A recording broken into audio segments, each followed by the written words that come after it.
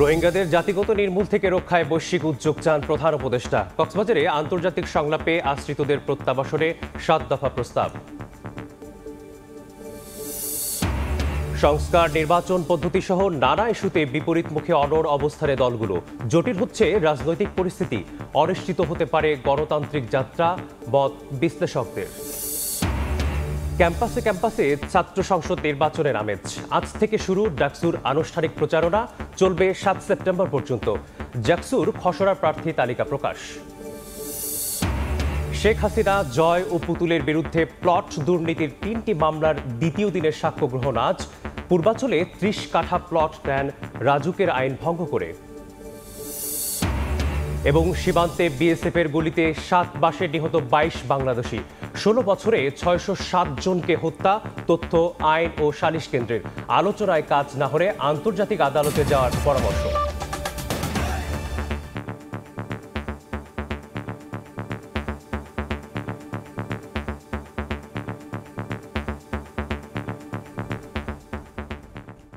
ভোরের সময় সঙ্গে আছি আমি মেসবাহুল আলিফ। মিয়ানমারের জান্তা ও আরাকান আর্মির হাত থেকে রোহিঙ্গাদের বাঁচাতে বিশ্ব সম্প্রদায়কে কার্যকর উদ্যোগ নেওয়ার আহ্বান জানিয়েছেন প্রধান উপদেষ্টা ডক্টর মোহাম্মদ ইউনূস। কক্সবাজারে আন্তর্জাতিক সম্মেলনে প্রত্যাবাসন নিয়ে ৭ দফা প্রস্তাব তুলে ধরেন তিনি। বলেন, রোহিঙ্গাদের জাতিগত নির্মূলের ভয়াবহ পরিকল্পনার বাস্তবায়ন থামানো সবার নৈতিক দায়িত্ব। মিয়ানমারের জান্তা বাহিনীর নির্যাতনের মুখে ২০১৭ সালে বাংলাদেশ অভিমুখে ঢল নামে রোহিঙ্গার। নানা প্রচেষ্টার পরও এখনও একজন রোহিঙ্গাকেও ফেরানো যায়নি নিজ দেশ মিয়ানমারে। ৮ বছরে এই প্রথম বড় পরিসরে রোহিঙ্গাদের নিয়ে আন্তর্জাতিক সংলাপের আয়োজন। কক্সবাজারে ৩ দিনব্যাপী আয়োজনে অংশ নেন ৪০টি দেশের প্রতিনিধি, জাতিসংঘ সহ সব অংশীজন। আমন্ত্রণ জানানো হয় সকল রাজনৈতিক দলের নেতাদেরও।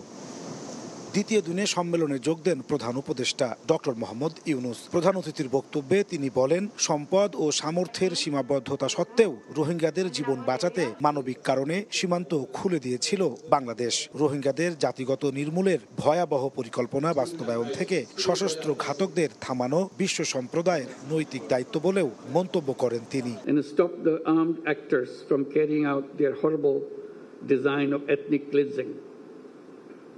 Of the entire Rohingya population. We don't afford anymore to stand silent at the protected situation of the Rohingyas. Hence, we urge upon the international community to undertake collective efforts to stop the Myanmar junta and the Arakan army from unleashing violence against Rohingya. Effective role of the international community is much more needed than ever before. Rohingya সংকট মিয়ানমারের সৃষ্টি সমাধানও সেখানে করতে হবে বলে জানান প্রধান উপদেষ্টা। রোহিঙ্গাদের মর্যাদাপূর্ণ প্রত্যাবাসনে অবদান রাখার সংকল্প ঘোষণা করে ন্যায় বিচার এবং জবাবদিহিতা নিশ্চিতে ৭ দফা প্রস্তাব দেন doctor Yunus. Rohingya crisis emanated from Myanmar, and the solution also lies in Myanmar. All parties must act to end the crisis with greater resolve without any further delay. ৩ দিনের এই সম্মেলনের সারাংশ আগামী ৩০শে সেপ্টেম্বর নিউ ইয়র্কে রোহিঙ্গাদের নিয়ে আয়োজিত আরও একটি বড় প্ল্যাটফর্মে তুলে ধরবেন প্রধান উপদেষ্টা ডক্টর মোহাম্মদ ইউনূস। এর মাধ্যমে আন্তর্জাতিক পর্যায়ে ভুলতে বসা রোহিঙ্গা ইস্যু নতুন করে আবারও আলোচনায় আসার প্রত্যাশা করছে বাংলাদেশ। একই সঙ্গে সেখান থেকে নতুন কোনো পথের দিশাও আসতে পারে, যার মাধ্যমে মিয়ানমারের রোহিঙ্গাদের টেকসই প্রত্যাবাসন সম্ভব হবে। নাজমুস সালেহী, সময় সংবাদ, কক্সবাজার। আন্তর্জাতিক সম্প্রদায় একমত না হওয়ায় রোহিঙ্গাদের প্রত্যাবাসন সম্ভব হচ্ছে না বলে মন্তব্য করেছেন বাংলাদেশে নিযুক্ত চীনের রাষ্ট্রদূত ইয়াও ওয়েন। কোনো পক্ষকে বাদ দিয়ে সংকট নিরসন সম্ভব নয় বলে মন্তব্য করেছেন জাতীয় নিরাপত্তা উপদেষ্টা খলিলুর রহমান। বলেন, রোহিঙ্গা সংকট নিরসনে মিয়ানমার সরকার ও আরাকান আর্মির সঙ্গে কথা চালিয়ে যাবে অন্তর্বর্তী সরকার। কক্সবাজারে আয়োজিত ৩ দিন ব্যাপী আন্তর্জাতিক সম্মেলনের দ্বিতীয় দিনে অংশীজন সংলাপে অংশ নিয়ে কথা বলেন তারা। রোহিঙ্গা সংকটের সমাধান খুঁজতে কক্সবাজারে চলছে ৩ দিনের আন্তর্জাতিক সম্মেলন। এই সম্মেলনে অংশ নিয়েছেন দেশি বিদেশি প্রতিনিধিরা। উঠে আসছে নানা মতামত। রাজনীতিবিদরা বলেন, রোহিঙ্গা প্রত্যাবাসনই সংকটের একমাত্র সমাধান। That's what we call dignified. That must be safe. And we hope any political party that will come to power will carry forward the flag of negotiation. Global power and organizations should take collective measures like sanctions, diplomatic pressure, and referral to international courts.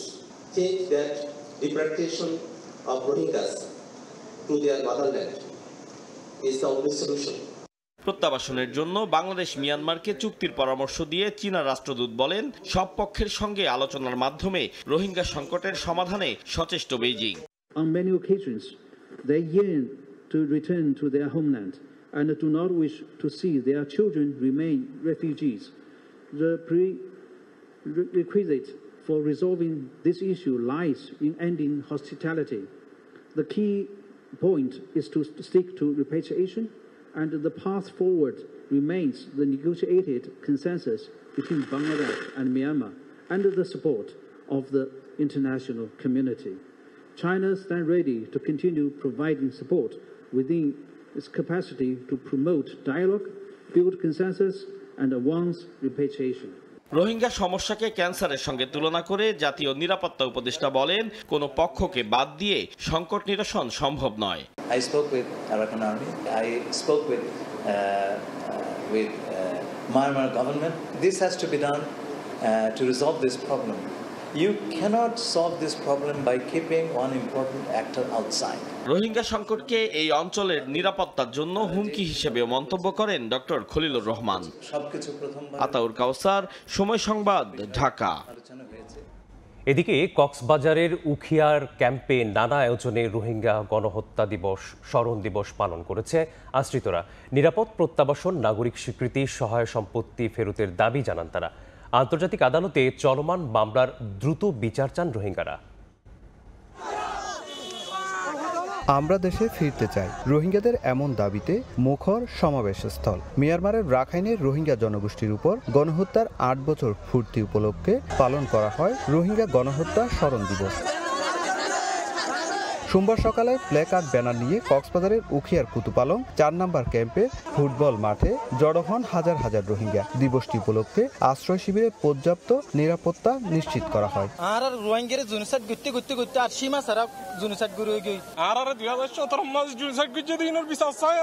শুধু কুতুপালং নয়, টেকনাফের অন্তত ৬০টি সহ অধিকাংশ রোহিঙ্গা ক্যাম্পে পালন হয় দিবসটি। পৃথক সমাবেশ থেকে রোহিঙ্গা নেতারা তুলে ধরেন একাধিক দাবি, জানান নিরাপদ ও সম্মানের সঙ্গে মিয়ানমারে প্রত্যাবাসনের।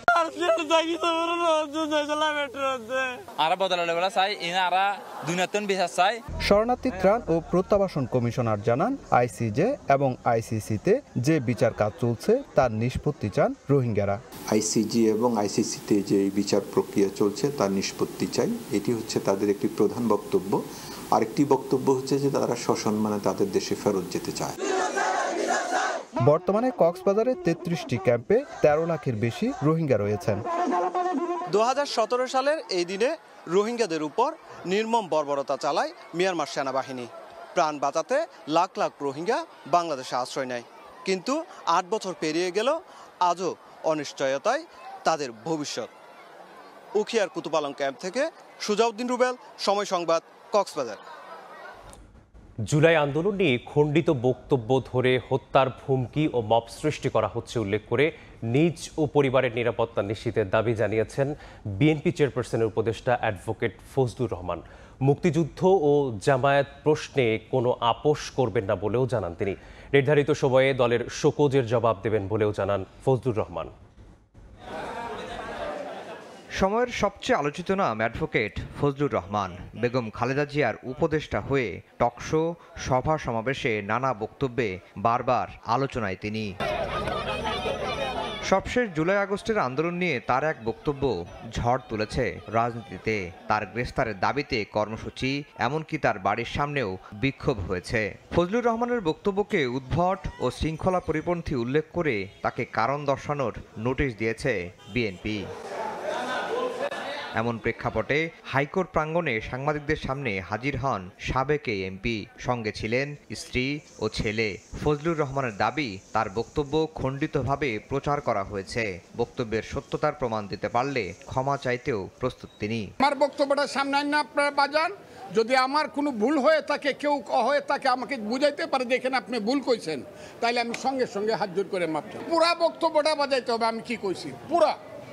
ওই একটা ইউটিউবের একটা লাইন বাজায় হবে না। ফজলুর রহমান বলেন, বাসার সামনে মব সৃষ্টি করা হচ্ছে, হুমকি দেয়া হচ্ছে, প্রাণ নাশেরও। পরিবার নিরাপত্তাহীনতায় ভুগছেন বলেও জানান। আমার জীবনে আমি মৃত্যু ভয় পাই না, কিন্তু আমি মনে করি অপমৃত্যু তো আমার প্রাপ্য নয়। দেশটার জন্য আমি যুদ্ধ করেছি, কাজে আমার দেশে বাঁচার অধিকার আছে। আজকে যে সন্তানেরা আমার বিরুদ্ধে স্লোগান দাও, তোমাদের জন্য একটা স্বাধীন দেশ সৃষ্টি করার জন্য আমি যুদ্ধ করেছিলাম, তোমাদের কাছ থেকে আমি অপমৃত্যুটা আমার কাম্য?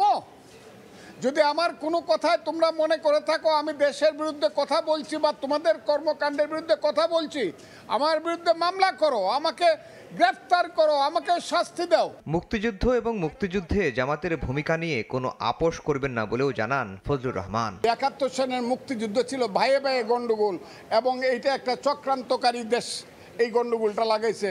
সেই দিন থেকে আমি মুক্তিযোদ্ধা হিসাবে আমার পবিত্র দায়িত্ব মনে করছি জামাতের এই মুক্তিযুদ্ধ বিরোধী কথার বিরুদ্ধে নীতিকে অবস্থানে নেওয়া। আমি এই ব্যাপারে কোনো কম্প্রোমাইজ করব না। দলের নোটিশের বিষয়ে খুব শিগগিরই জবাব দেবেন বলেও জানান অ্যাডভোকেট ফজলুর রহমান। আফজাল হোসেন, সময় সংবাদ, ঢাকা। শেখ হাসিনা ও তার ছেলে মেয়েদের বিরুদ্ধে প্লট দুর্নীতির ৩টি মামলার দ্বিতীয় দিনের সাক্ষ্য গ্রহণ আজ সকালে ঢাকার পঞ্চম বিশেষ জজ আদালতে সাক্ষ্য গ্রহণটি অনুষ্ঠিত হবে। এর আগে এই মামলায় সাক্ষ্য প্রদান করেন মামলার মাদি ও দুদকের ৩ কর্মকর্তা। এ সময় তারা আদালতকে জানান, রাজুকের আবাসন নীতিমালার সকল আইন ভঙ্গ করে পূর্বাচলে ৩০ কাঠা প্লট দেন শেখ হাসিনা, সজীব ওয়াজেদ জয় ও সাইমা ওয়াজেদ পুতুল। তৎকালীন প্রধানমন্ত্রীকে খুশি করতেই এই অনিয়মে সরকারি কর্মকর্তারা তাদের সহযোগিতা করেন বলে জানান সাক্ষীরা।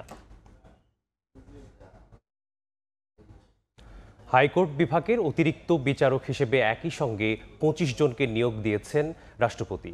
সোমবার রাষ্ট্রপতির আদেশক্রমে এ বিষয়ে প্রজ্ঞাপন জারি করেছে আইন মন্ত্রণালয়। প্রজ্ঞাপনে বলা হয়, ২৫ জন শপথ গ্রহণের তারিখ থেকে অনধিক ২ বছরের জন্য বাংলাদেশ সুপ্রিম কোর্ট হাইকোর্ট বিভাগের অতিরিক্ত বিচারক হিসেবে মঙ্গলবার শপথ নেবেন।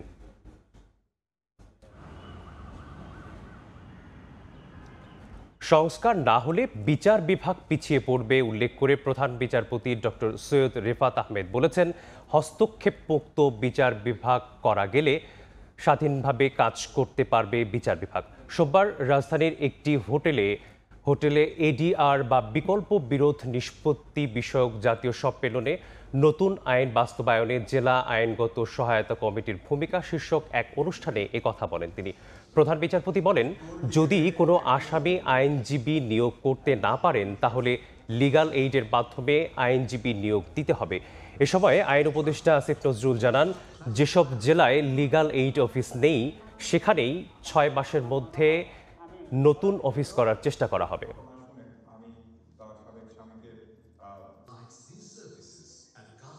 আইনগত সংস্কার করলাম, আমরা সবাই মোটিভেটেড হলাম, আপনারা যারা জাজরা আছেন প্রচন্ড কাজ করলেন, কিন্তু আমার তো মিনিমাম একটা বিল্ডিং তো লাগবে। ইন্টারন্যাশনাল ডোনার পার্টনার আছে, আমরা 1 টাকাও যদি না পাই, আমি 6 মাস আছি, এই 6 মাসের মধ্যে প্রত্যেকটা জেলায় লিগ্যাল এইড অফিস আমরা করে যাব।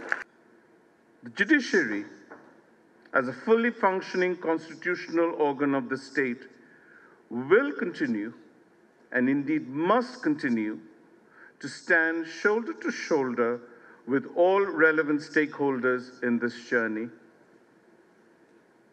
confident that the reforms of today will be the legacy of tomorrow. বাগেরহাটের আসন কমিয়ে গাজীপুরে বাড়ানোর প্রস্তাব জনবিরোধী। সীমানা পুনর্নির্ধারণ নিয়ে ইসির শুনানিতে এ অভিযোগ করে বাগেরহাটের 4টি আসনে বহাল রাখার দাবি জানান বাসিন্দারা। এদিন 20টি আসনের খসড়া সীমানার দাবি আপত্তির পর শুনানি করে কমিশন।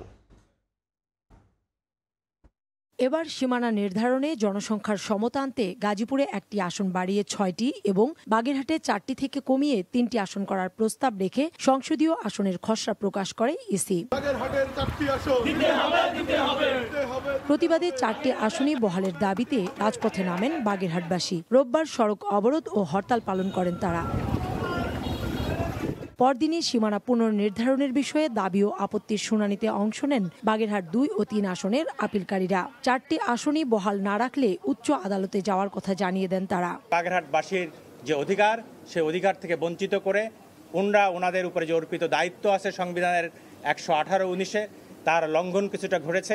সীমানার খসড়া গেজেটের পক্ষে বিপক্ষে দাবি আপত্তির শুনানির পর নিজ নিজ অবস্থান ব্যাখ্যা করেন আপিলকারীরা। লিমিটেশন করে এমন উপজেলার সঙ্গে সংযুক্ত করে দেওয়া হয়েছে, সাতক্ষীরার এই 3 এবং 13 আসনের জনগণের শুভ তাদের দুর্বিষহ, তাদের বিপদ, সংঘাত এবং সংক্ষুব্ধ অবস্থায় তারা হয় শ্যামনগরকে পৃথক আসন চায় অথবা পূর্বের আসন বহাল চায়। এদিন নির্বাচন কমিশনের সামনে প্লেকার্ড, ব্যানারে দাবি দেওয়া জানিয়ে মানববন্ধন করেন বিভিন্ন সংসদীয় আসনের জনসাধারণ। আগামী নির্বাচন সামনে রেখে জেলা উপজেলা পর্যায়ে আনসার বাহিনীর প্রশিক্ষণ শুরু হয়েছে। কাউসারা চৌধুরী, কুমু, সময় সংবাদ, ঢাকা। নির্বাচনে কালো টাকার ব্যবহার বন্ধে বিশেষ পরিকল্পনা দুদকের। ভোট কেনা বন্ধে আর্থিক প্রতিষ্ঠান সহ বিভিন্ন উৎসে নজরদারি করা হবে বলে জানিয়েছেন সংস্থাটির চেয়ারম্যান। হলফনামার মিথ্যা তথ্য দিলে ব্যবস্থা নেবে দুদক। 2026 সালের ফেব্রুয়ারি মাসে জাতীয় নির্বাচন অনুষ্ঠানের আয়োজন করেন। অন্তর্বর্তী সরকার ফেব্রুয়ারিতে নির্বাচন ঘোষণার পর থেকেই তোড়জোড় শুরু করেছে নির্বাচন কমিশন। সোমবার দুদক চেয়ারম্যান জানালেন, নির্বাচন ঘিরে কালো টাকা ছড়াছড়ি ও ভোট কেনাবেচা বন্ধে কাজ করবে দুর্নীতি দমন কমিশন। আমাদের দেশে ভোটার ক্রয় করারও একটা প্রবণতা আছে। আমরা যদি এই টাকা পয়সার যখন সরবরাহ বাড়ে, দুইটা দিক, একটা হচ্ছে ডিমান্ড সাইড, একটা হচ্ছে সাপ্লাই সাইড। এখন ভোটার তো কিছু টাকা চাবেই, কিছু একটা বেনিফিট চাবেই, তো আমাদের আসলে বন্ধ করতে হবে সাপ্লাই সাইডটা। সেক্ষেত্রে আমাদের ব্যাংকিং ইন্টেলিজেন্স আছে, আমাদেরও কিছু ভূমিকা আছে। আমরা চেষ্টা করব যতটা সম্ভব নিয়ন্ত্রণে রাখা যায়। একই সঙ্গে নির্বাচনী হলফনামায় প্রার্থীরা অস্বাভাবিক রকমের মিথ্যা তথ্য দিলে তা রোধে এনফোর্সমেন্ট টিম সহ বিশেষ পরিকল্পনার কথা জানান চেয়ারম্যান আব্দুল মোমিন। নির্বাচনে যারা প্রার্থী হবেন তারা তো তাদের সম্পদ বিবরণ, তাদের সবকিছু দেবেন। যদি তারপরেও যদি মনে করেন তারা কিছু লুকোচ্ছে, তাহলে সেটা অভিযোগ আকারে দুদককে দেবেন, দুদক কাজ করবে। আমরা এর আগেও কাজ করেছি। এদিকে শেয়ার বাজার থেকে শত কোটি টাকা আত্মসাতের অভিযোগে মাল্টি সিকিউরিটিজ লিমিটেডের সিইও হাসান তাহের ইমামকে আগামী 28 আগস্ট ফের তলব করে চিঠি দিয়েছে দুদক। তাসলিম তৌহিদ, সময় সংবাদ, ঢাকা। ডাকসু নির্বাচনের মনোনয়ন প্রত্যাহারের শেষ দিনে প্রার্থিতা তুলে নিয়েছেন বেশ কয়েকজন। এদিকে আচরণবিধির লঙ্ঘন ও অপপ্রচারের অভিযোগ বিভিন্ন প্যানেলের প্রার্থীরা। চিফ রিটার্নিং অফিসার বলেছেন, কর্মশালার মাধ্যমে কেন্দ্রীয় ও হল সংসদ প্রার্থীদের আচরণবিধি সম্পর্কে সতর্ক করা হবে। এদিকে আজ থেকে শুরু ডাকসুর আনুষ্ঠানিক প্রচারণা। ঢাকা বিশ্ববিদ্যালয় কেন্দ্রীয় ছাত্র সংসদ ডাকসু ও হল সংসদ নির্বাচনের প্রচারণা শুরুর আগের দিন ক্যাম্পাসে উপস্থিতি জানান দেয় নির্বাচনে অংশগ্রহণকারী ছাত্র সংগঠনগুলোর প্যানেল। দুপুরে কার্জন হল এলাকায় শিক্ষার্থীদের সঙ্গে কুশল বিনিময় করেন ছাত্র শিবির সমর্থিত প্যানেলের ভিপি পদপ্রার্থী আবু সাদিক কায়েম ও জিএস পদপ্রার্থী এসএম ফরহাদ। আমাদের যারা বন্ধুপ্রতিম আছে তারা ক্রমাগত সাইবার বুলিং করছে, ক্রমাগত মিথ্যা প্রপাগান্ডা করছে, ক্রমাগত সে আগের মতো করে বিষাদগার করছে। বিকালে মধুর ক্যান্টিনে সংবাদ সম্মেলন করে জাতীয়তাবাদী ছাত্রদল সমর্থিত প্যানেলের প্রার্থীরা। ডাকসুতে আমাদের মেয়েদেরকে নিয়ে বসেছিলাম যে নির্বাচন কেন্দ্রিক কি অবস্থা প্যানেলগুলোর, তো আমি সেখানে একটি সেলফি ভিডিও করেছিলাম। অত্যন্ত আশঙ্কার বিষয়, সেখানে কিছু সংখ্যক রিয়েল আইডি দিয়ে কমেন্ট করা হয়েছে যে রাতের রানী। পরবর্তীতে তার যখন ফেসবুক আইডি ঘাঁটতে গেলাম, গিয়ে দেখলাম সে লিখছে বাংলাদেশ জামাত ইসলামী জিন্দাবাদ। এর আগেও মধুর ক্যান্টিনে সংবাদ সম্মেলনে আচরণবিধি লঙ্ঘনের অভিযোগ করেন ডাকসু ফর চেঞ্জ প্যানেলের ভিপি প্রার্থী বিনিয়ামিন মোল্লা। আপনারা টিএসসিতে যান, গিয়ে দেখেন সেখানে জাতীয়তাবাদী ছাত্রদল, গণতান্ত্রিক ছাত্র সংসদ সহ অনেকেরই ফেস্টুন সেখানে এখন আছে। এদিকে ডাকসু ও হল সংসদের প্রার্থীদের আচরণবিধি সম্পর্কে সচেতন করতে কর্মশালার আয়োজনের কথা জানিয়েছে চিফ রিটার্নিং অফিসারের কার্যালয়। সম্মানিত কমিশনার মধ্যে সরাসরি ওনাদের সামনে তাদেরকে সতর্ক করে দিয়েছে, আর কিছু আমরা ওভার দি টেলিফোন আমরা সতর্ক করে দিয়েছি। আর মনোনয়ন প্রত্যাহারের শেষ দিনে সোমবার দুপুরে সিনেট ভবনে চিফ রিটার্নিং অফিসারের কাছে প্রত্যাহারের আবেদন করেন বেশ কয়েকজন প্রার্থী। শাকির আহমেদ, সময় সংবাদ, ঢাকা। এদিকে রাকসু নির্বাচনের মনোনয়ন ফর্ম বিক্রি চলছে। ছবিসহ ভোটার তালিকা প্রকাশ করতে ভোট 2 মাস পেছানোর দাবি ছাত্রদলের। তবে ঘোষিত তারিখেই নির্বাচন চায় ছাত্র শিবির ও বাম সংগঠনগুলো। অন্যদিকে মনোনয়নপত্র যাচাই বাছাই শেষে জাকসু নির্বাচনের 256 প্রার্থীর তালিকা প্রকাশ করা হয়েছে। কেন্দ্রীয় ছাত্র সংসদ ও হল সংসদ নির্বাচনের আমেজ রাজশাহী বিশ্ববিদ্যালয় ও জাহাঙ্গীরনগর বিশ্ববিদ্যালয়ে। সোমবার সকাল 10টায় রাজশাহী কোষাধ্যক্ষ ভবনে প্রধান রিটার্নিং কর্মকর্তার কার্যালয় থেকে ছাত্র সংসদ ও সিনেট ছাত্র প্রতিনিধি এবং হল সংসদের জন্য ফর্ম সংগ্রহ শুরু হয়। ছাত্র সংগঠনগুলোর সঙ্গে সভা করে নির্বাচন কমিশন। রাকসু নির্বাচন 2 মাস পেছানোর দাবিতে বিক্ষোভ মিছিল করেছে ছাত্রদল। তবে পূর্ব নির্ধারিত তারিখেই নির্বাচনের পক্ষে অবস্থান ছাত্র শিবির ও বাম সংগঠনের। আমরা বলেছিলাম যে ছবি সহকারে ভোটার তালিকা প্রকাশ করুন। আর নির্বাচন পেছাবে কিনা তা অংশীজনদের সঙ্গে বৈঠক করে সিদ্ধান্ত নেওয়া হবে বলে জানিয়েছে চিফ রিটার্নিং অফিসার। আমরা এই প্রস্তুতিটা কতদিনে সম্পন্ন করতে পারবো, এর জন্য আমাদের কয়দিন সময়ের প্রয়োজন, সেটা আমাদের নিজস্ব বিষয়। আমরা তার আলোকেই আমাদের সিদ্ধান্ত যেটা যে আমরা ছবিযুক্ত ভোটার তালিকা আমরা ভোটের দিন সেখানে কেন্দ্রে থাকবে। এদিকে জাকসু নির্বাচনের মনোনয়নপত্র যাচাই বাছাইয়ের কাজ চলছে জাহাঙ্গীরনগর বিশ্ববিদ্যালয়ে। ছাত্র শিবির ও গণতান্ত্রিক ছাত্র সংসদ প্যানেল ঘোষণা করলেও এখনও ছাত্রদল ও বাম সংগঠনগুলো প্যানেল ঘোষণা করেনি। এখনও ছাত্রত্ব শেষ হওয়া শিক্ষার্থীদের হল থেকে বের করতে পারেনি বিশ্ববিদ্যালয় প্রশাসন। এ নিয়ে উদ্বিগ্ন শিক্ষার্থী ও প্রার্থীরা। নির্বাচনী আমেজ তৈরি হয়ে গেছে, কিন্তু বিশ্ববিদ্যালয়ের মধ্যে কিন্তু অনেক বহিরাগত মানুষ আসেন। আমরা মনে করি এটি আমাদের নিরাপত্তাকে বিঘ্নিত করবে। তবে নির্বাচন সুষ্ঠু করতে পুলিশের পাশাপাশি সেনাবাহিনী, বিজিবি ও আনসার সদস্যও দায়িত্ব পালন করবে বলে জানিয়েছে চিফ রিটার্নিং অফিসার। 1972 সালে জাহাঙ্গীরনগর বিশ্ববিদ্যালয় প্রতিষ্ঠার পর 9 বার অনুষ্ঠিত হয় জাকসু নির্বাচন। সবশেষ 1993 সালের 29 জুলাই এক ছাত্রের বহিষ্কারকে কেন্দ্র করে ছাত্র ও শিক্ষকদের মধ্যে ব্যাপক সংঘর্ষ বাঁধলে সে সময়ের বিশ্ববিদ্যালয় প্রশাসন জাকসু ও হল সংসদ বাতিল করে। এরপর জাকসু নির্বাচন আলোর মুখ দেখেনি। মনিরুজ্জামান প্রান্ত, সময় সংবাদ। ভোরের সময় আরও থাকছে। গাইবান্ধার মাওলানা ভাসানী সেতুতে তারের পর 2 শতাধিক রিফ্লেক্টর লাইট চুরি। এখনও সচল হয়নি বিদ্যুৎ সংযোগ, উদ্ধার হয়নি তার। রাতে ঘটছে দুর্ঘটনা, হচ্ছে ছিনতাই। বিভিন্ন ইস্যুতে দলগুলোর বিপরীতমুখী অনড় অবস্থানে জটিল হচ্ছে রাজনৈতিক পরিস্থিতি। বিশ্লেষকদের কেউ কেউ মনে করেন প্রতিপক্ষকে চাপে রাখতে এটি হতে পারে দলগুলোর কৌশল। তবে অনড় অবস্থান অনিশ্চিত করে তুলতে পারে গণতান্ত্রিক যাত্রা। রেডিক্যাল ইসলামপন্থীদের দখলে চলে যেতে পারে ক্ষমতা। সেক্ষেত্রে আলোচনার মাধ্যমেই সবকিছু সমাধানের তাগিদ দিচ্ছেন বিশ্লেষকরা। ফারুক ভূঁইয়া রবির রিপোর্ট।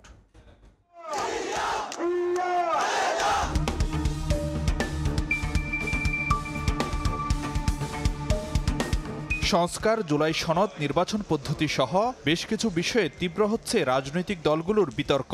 কিছু ক্ষেত্রে মতের ভিন্নতা, আবার কিছু ক্ষেত্রে একেবারেই বিপরীত অবস্থান। সংবিধানের উপর জুলাই সনদের প্রাধান্য, সনদ নিয়ে প্রশ্ন তোলা যাবে না আদালতে, ঐকমত্য কমিশনের এমন কিছু প্রস্তাবে আপত্তি জানিয়েছে বিএনপি। এছাড়া পিআর পদ্ধতিরও বিরোধী দলটি। যদিও এ পদ্ধতিতে নির্বাচনের দাবিতে জোরালো অবস্থান জামায়াত সহ ইসলামপন্থী দলগুলোর। পাশাপাশি জুলাই সনদের আইনি ভিত্তি, নির্বাচনের আগে সনদ বাস্তবায়ন এবং গণভোটের দাবি এসব দলের। অন্যদিকে গণপরিষদ নির্বাচনের মাধ্যমে নতুন সংবিধান প্রশ্নে অনড় এনসিপি। আমরা খুব পরিষ্কার করে তো বলেছি যে আমরা পিআর পদ্ধতি কোনো মতেই মেনে নেব না। নির্বাচনের জন্য যে শর্ত এবং দাবিগুলো আমরা দিয়েছি এগুলো এনশিওর করে নির্বাচনে যেতে হবে। নতুন শাসনতান্ত্রিক কাঠামো যদি বাংলাদেশের মানুষ নির্বাচনের মধ্য দিয়ে না পায়, সেই নির্বাচনে অংশগ্রহণ করার আদতে কোনো মানে থাকে না। স্পষ্টতই দেখা যাচ্ছে নিজেদের দাবি মানা না মানাকে নির্বাচনে অংশগ্রহণের শর্ত হিসেবে জুড়ে দিচ্ছে বিভিন্ন দল। এসব শর্তের মারপ্যাচ কেবলই রাজনৈতিক কৌশল, নাকি রাজনীতিকে নিয়ে যাচ্ছে অনিশ্চিত গন্তব্যে উঁকি দিচ্ছে এমন সব প্রশ্ন। বিএনপির উপরে চাপটা যত নির্বাচন সামনে আগায় আসতে থাকবে, আস্তে আস্তে সেই চাপ আরও বাড়বে। মানে আমি যেটা বুঝতেছি যেটা এটা এক ধরনের রাজনৈতিক কৌশল। নির্বাচন না হওয়ার মধ্যে কারোর জন্য কোনো লাভ নেই, সবার জন্য ক্ষতির কারণ হয়ে দাঁড়াতে পারে। সুতরাং আমার ধারণা ওই ভুলের দিকে তারা যাবে না। এই সংকট মোকাবেলা করতে হলে রাজনৈতিক দলগুলোকে আবার পুনরায় ঐক্যবদ্ধ হতে হবে। যদি না হয় তাইলে রাজনীতির মতোই চলবে, যে রাজনীতি আমরা কোনোদিন কেউ চাই না। রাজনীতি হয়তো চ্যালেঞ্জের মুখে পড়বে, সেই চ্যালেঞ্জ থেকে অন্য শক্তির হাতে ক্ষমতা চলে যেতে পারে। নির্বাচনের বিকল্পটা কি? ধরেন তর্কের খাতিরে নির্বাচন হলো না, তাইলে কি হবে? এভাবে তো দেশ চলবে না, চলতে পারে না। তাইলে তো একটা জায়গায় কেউ না কেউ এসে ক্ষমতা তাদের হাতে নিয়ন্ত্রণ নেবে। অথবা আরেকটা বিপদ আছে, সেটা হইতে পারে যে রেডিক্যাল ইসলামিস্ট যারা, তারা হয়তো ক্ষমতা দখল করতে পারে, চেষ্টা করতে পারে, যেটা হয়েছে অনেক দেশে। বিশ্লেষকরা মনে করেন সদিচ্ছা থাকলে আলোচনার মাধ্যমে অনেক কিছুরই সুরাহা সম্ভব, তবে অনড় থাকলে লাভ হবে না কোনো পক্ষেরই। দেশের অবস্থা অন্যরকম হয়ে যাবে, তখন ইউনুস তার মাইন্ড চেঞ্জও করে ফেলতে পারে।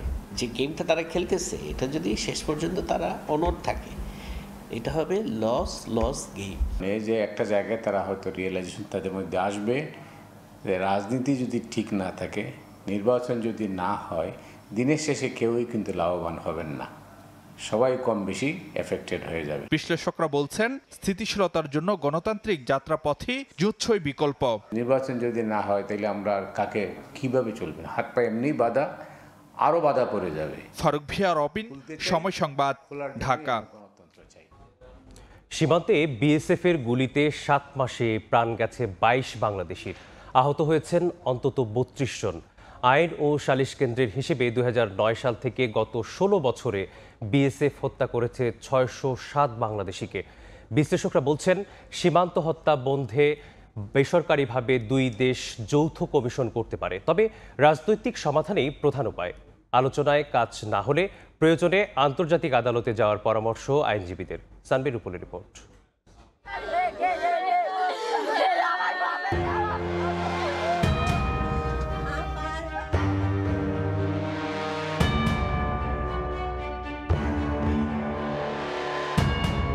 2011 সালের 7 জানুয়ারি কুড়িগ্রাম সীমান্তে বিএসএফের গুলিতে কাঁটাতারে ঝুলে থাকা ফেলানীর লাশ নাড়িয়ে দিয়েছিল বিশ্ব বিবেক। তবে বিবেক নড়েনি ভারতের, তোয়াক্কা করেনি কোনো নিয়ম কানুন আইনের, বন্ধ হয়নি বাংলাদেশি হত্যা। 4096 কিলোমিটার ভারত বাংলাদেশ সীমান্ত যেন নির্মমতার প্রতীক। আইন ও সালিশ কেন্দ্রের তথ্য বলছে 2009 থেকে 24 পর্যন্ত বিএসএফের গুলিতে প্রাণ গেছে 607 বাংলাদেশির, আর চলতি বছরের 7 মাসে নিহত হয়েছেন 22 জন। এমনকি গেল বছর কোনো কারণ ছাড়াই বিজেপি সদস্য রইসুদ্দিনকে হত্যা করে নিছক ভুলবশত গুলি চালানোর দায় সারা জবাব দিয়েছে বিএসএফ। 2024 সালে 2 দেশের যৌথ সম্মেলনে সীমান্ত হত্যা শূন্যে নামাতে আলোচনা হলেও কার্যকর হয়নি কিছুই। এ অবস্থায় রাজনৈতিক সমাধান, জনমত গঠন ও ভারতের ওপর অব্যাহত চাপ প্রয়োগের পরামর্শ বিশ্লেষকদের। প্রেশার বিল করতে হয়, আমি যেটাই করি না কেন, ভারতের জনগণকে বোঝানো যে এটা একেবারে আনলফুল কিলিং হচ্ছে। যারা মারা গেছে তাদের হাতে কোনো অস্ত্র ছিল না, তারা অস্ত্র ব্যবহারও করেনি। বর্ডার কিলিং থামানোর জন্য একটা কমিশন তৈরি করা হলো, এবং এটা সিভিল কমিশন, কারণ সরকারি কমিশন করলে এটা ওই বসবে আর কিছু হবে না।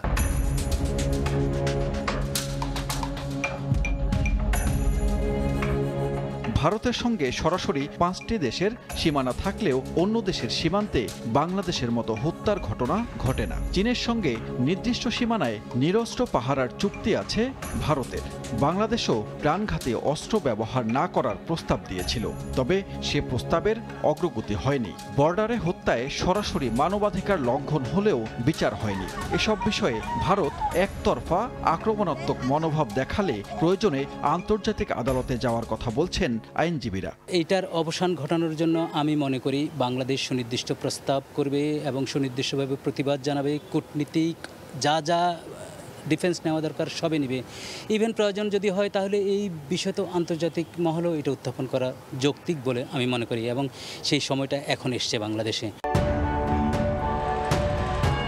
বিচার বহির্ভূত হত্যা ও বল প্রয়োগ বন্ধ করে নিরাপদ সীমান্ত রক্ষায় ঢাকায় বিজেপি বিএসএফ যৌথ সম্মেলনে আলোচনা হবে বলে আশা বিশ্লেষকদের।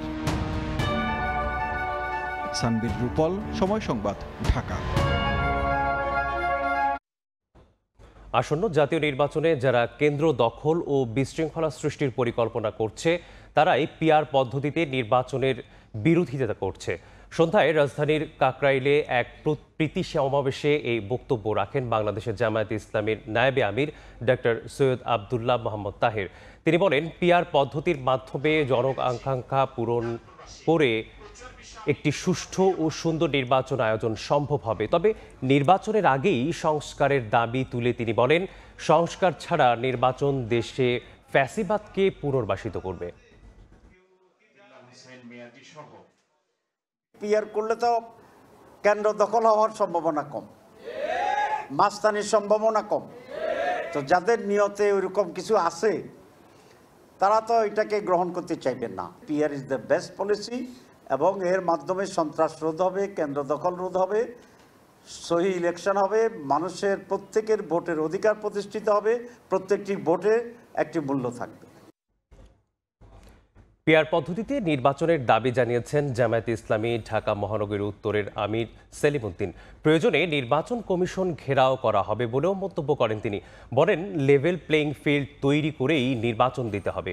সোমবার বিকেলে বাংলাদেশ জামায়াতে ইসলামীর ঢাকা মহানগরী উত্তরের উদ্যোগে জুলাই জাতীয় সনদের আইনগত ভিত্তি প্রদান, পিআর পদ্ধতিতে নির্বাচন ও লেভেল প্লেইং ফিল্ড তৈরি করে অবাধ সুষ্ঠু নির্বাচনের দাবিতে রাজধানীর রামপুরা কাঁচাবাজারে আয়োজিত এক বিক্ষোভ মিছিলে তিনি এসব কথা বলেন। সেলিমউদ্দিন বলেন, কোনো রকম টালবাহানা বা প্রহসন করা হলে প্রয়োজনে আবারও রাজপথে নামবে দেশের জনগণ। পরে রামপুরা থেকে শুরু হয়ে মিছিলটি মৌচাকে এসে শেষ হয়।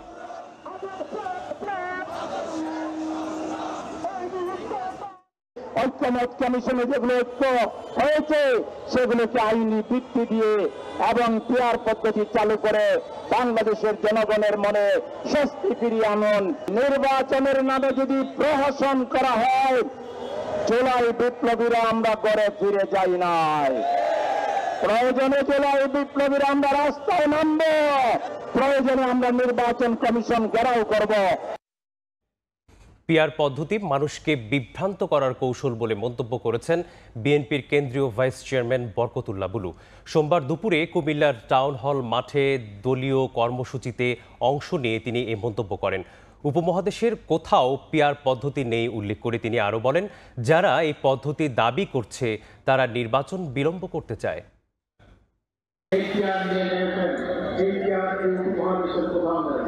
আপনারা সবাই হলেন ভারত নাকি হচ্ছে যে গণতন্ত্রের আতুর্ভাব, সে ভারতের মানুষের পিয়ার কাকে বলেছিল। অতএব এই পিয়ার পদ্ধতি নিয়ে যারা ষড়যন্ত্র করে নির্বাচনকে শিখাতে চান, নির্বাচন ভঙ্গ করতে চান, তাদের ব্যাপারে আপনাদের সজাগ থাকতে হবে। এটা একটি ষড়যন্ত্রকারীদের ফসল করতে পিয়ার। জুলাই গণঅভ্যুত্থান বিরোধী কর্মকাণ্ডে জড়িত থাকার অভিযোগে বিভিন্ন মেয়াদে ৪৫ জন শিক্ষার্থীর সনদ বাতিল করেছে জামালপুর বিজ্ঞান ও প্রযুক্তি বিশ্ববিদ্যালয়। এছাড়া ৬ কর্মকর্তার বিরুদ্ধে শাস্তিমূলক ব্যবস্থা গ্রহণ করেছে বিশ্ববিদ্যালয় কর্তৃপক্ষ। সোমবার রাত ১০টার দিকে মোবাইল ফোনে বিশ্ববিদ্যালয়ের রেজিস্ট্রার মোহাম্মদ নূর হোসেন চৌধুরী এ তথ্য নিশ্চিত করেন। তিনি জানান, শিক্ষার্থীদের অভিযোগের ভিত্তিতে গঠিত ১৩ সদস্য বিশিষ্ট গণতদন্ত কমিশনের প্রতিবেদনের পরিপ্রেক্ষিতে গত ২৯ এপ্রিল বিশ্ববিদ্যালয়ের সিন্ডিকেটের ১৬তম সভায় এ সিদ্ধান্ত গ্রহণ করেন। ৪৫ জন সাজাপ্রাপ্ত শিক্ষার্থীর মধ্যে ৯ জন ছাত্রী এবং ৩৬ জন ছাত্র। বিভিন্ন মেয়াদে তাদের সনদ স্থগিত, হল থেকে আজীবনের জন্য বহিষ্কার, সিট বাতিল, তিরস্কার ও মুচলেকা প্রদানের শাস্তি দেয়া হয়েছে। এছাড়া সাজাপ্রাপ্ত ৬ কর্মকর্তাকে সাময়িকভাবে বরখাস্ত করা হয়েছে।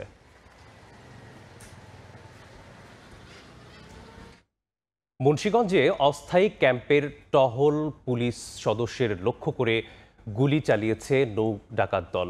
আত্মরক্ষায় পাল্টা গুলি চালায় পুলিশ। প্রায় ৩০ মিনিট চলে দুপক্ষের গোলাগুলি। এ ঘটনায় কাউকে গ্রেপ্তার করা হয়নি। সোমবার বিকেলে গজারিয়ার জামালপুর গ্রামে ক্যাম্পের পাশে মেঘনা নদীতে এই ঘটনা ঘটে। পুলিশ ও স্থানীয় জানান, মাছ নদীতে একাধিক ইঞ্জিন চালিত ট্রলার নিয়ে মহড়া শুরু করে নৌ ডাকাত পিওন পিয়াস গ্রুপের সদস্যরা। টহল পুলিশের স্পিড বোট লক্ষ্য করে একাধিক ককটেল বিস্ফোরণ ও গুলি ছুটতে থাকে ডাকাত দল। এক পর্যায়ে টিকতে না পেরে পালিয়ে যায় ডাকাত দল। প্রাথমিকভাবে 2 ডাকাত আহত হয়েছে বলে জানা গেছে।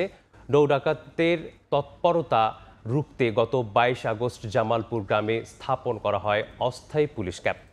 শুরু থেকেই এর বিরোধিতা করে আসছিল নৌ ডাকাত গ্রুপগুলো। কক্সবাজারের টেকনাফে ট্রলার সহ ফের 7 জেলেকে ধরে নিয়ে গেছে আরাকান আর্মি। বেলা 11:30টার দিকে সাগরে মাছ শিকার শেষে টেকনাফে ফিরেছিলেন 7 জেলে। পথে শাহপরীর দ্বীপের পূর্ব দক্ষিণে নাফ নদী ও বঙ্গোপসাগরের মোহনা সংলগ্ন নৈখংদিয়া এলাকায় পৌঁছালে আরাকান আর্মির সদস্যরা স্পিড বোটে তাদের ধাওয়া করে অস্ত্রের মুখে জিম্মি করে। এরপর ট্রলার সহ 7 জেলেকে মিয়ানমারের ভাতংজা খালে নিয়ে যান। এ নিয়ে গত 20 দিনে 40 জেলেকে ধরে নিয়ে যায় আরাকান আর্মি। গাজীপুরে সাংবাদিক আসাদুজ্জামান তুহিন হত্যা মামলায় গ্রেপ্তার 8 জনের বিরুদ্ধে অভিযোগপত্র জমা দিয়েছে পুলিশ।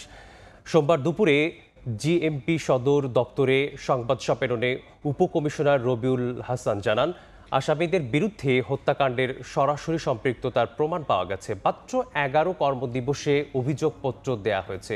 গত 7 আগস্ট চান্দনার চৌরাস্তা এলাকায় প্রকাশ্যে কুপিয়ে হত্যা করা হয় দৈনিক প্রতিদিনের কাগজের স্টাফ রিপোর্টার আসাদুজ্জামান তুহিনকে।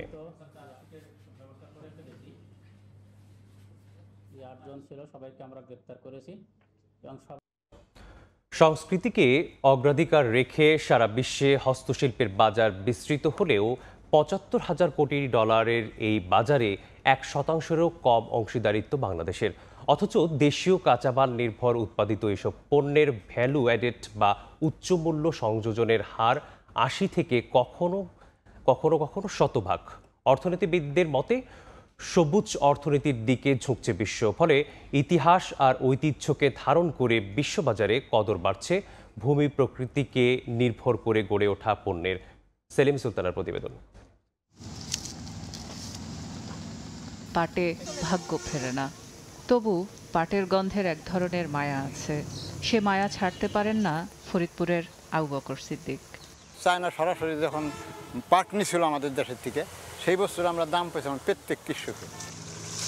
কোনো এক বছর চীনের কাছে সরাসরি পাট বিক্রির ঘটনা এখানকার পাট চাষিদের কাছে রূপকথার মতো। সে লাভ এখন আর কেউ চোখে দেখেন না।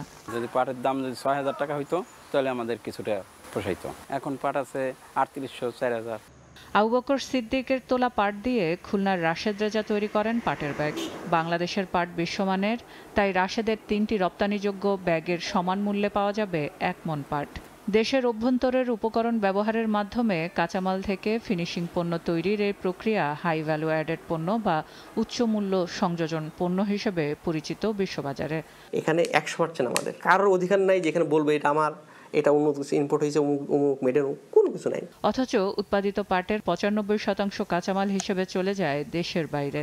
অন্যদিকে 2024 সালে কাঠ, বাঁশ, বেত, মাদুর রপ্তানি করে ইন্দোনেশিয়ার রপ্তানি আয় $2.22 বিলিয়ন বেশি, যা বিশ্বের চাহিদার 15% পূরণ করে। আমাদের কাঁচামাল আছে, দক্ষতা আছে, আমাদের লোকজন কাজ করতে জানে, প্রোডাক্ট তৈরি করতে পারে, কিন্তু ফিনিশিংয়ের জায়গাটা আমরা আসলে ওদের সঙ্গে পারি না। তো এই জায়গায় যদি আমরা একটু ভালো মতো তাদের ট্রেনিং দেই, আর একটা হচ্ছে যে তাদেরকে যদি ফাইন্যান্সিয়াল সাপোর্টটা করা যায়। আন্তর্জাতিক ব্র্যান্ড নাইকি, গুচি, কালে টাইলস, ম্যাকডোনাল্ডস, জারা, H&M সহ হাল ফ্যাশনের বিভিন্ন পোশাক প্রস্তুতকারক সংস্থা এখন পরিবেশ বান্ধব ও রিসাইকেল পণ্যের দিকে ঝুঁকছে।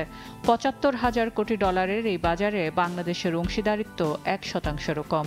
কটেজ ইন্ডাস্ট্রির যে প্রোডাক্টগুলো আছে, ট্রেডিশনাল প্রোডাক্ট, যেখানে মূল্য সংযোজন অনেক বেশি এবং এটার জন্য আসলে আমাদের এরকম মাল্টিপ্রং অ্যাপ্রোচে যেতে হবে, বৈচিত্র্যময় পণ্য তৈরি করতে হবে, আধুনিক মানসম্পন্ন পণ্য এবং একই সঙ্গে গ্লোবাল যে ডিজাইন যেদিকে যাচ্ছে তো সেই দিকে যেতে হবে এবং যারা বায়ার রয়েছেন গ্লোবাল বায়ার তো তাদের সঙ্গে একটা কন্ট্যাক্ট ডেভেলপ করতে হবে এবং এর পাশাপাশি আমাদের ইকোনমিক ডিপ্লোমেসিটা খুব গুরুত্বপূর্ণ।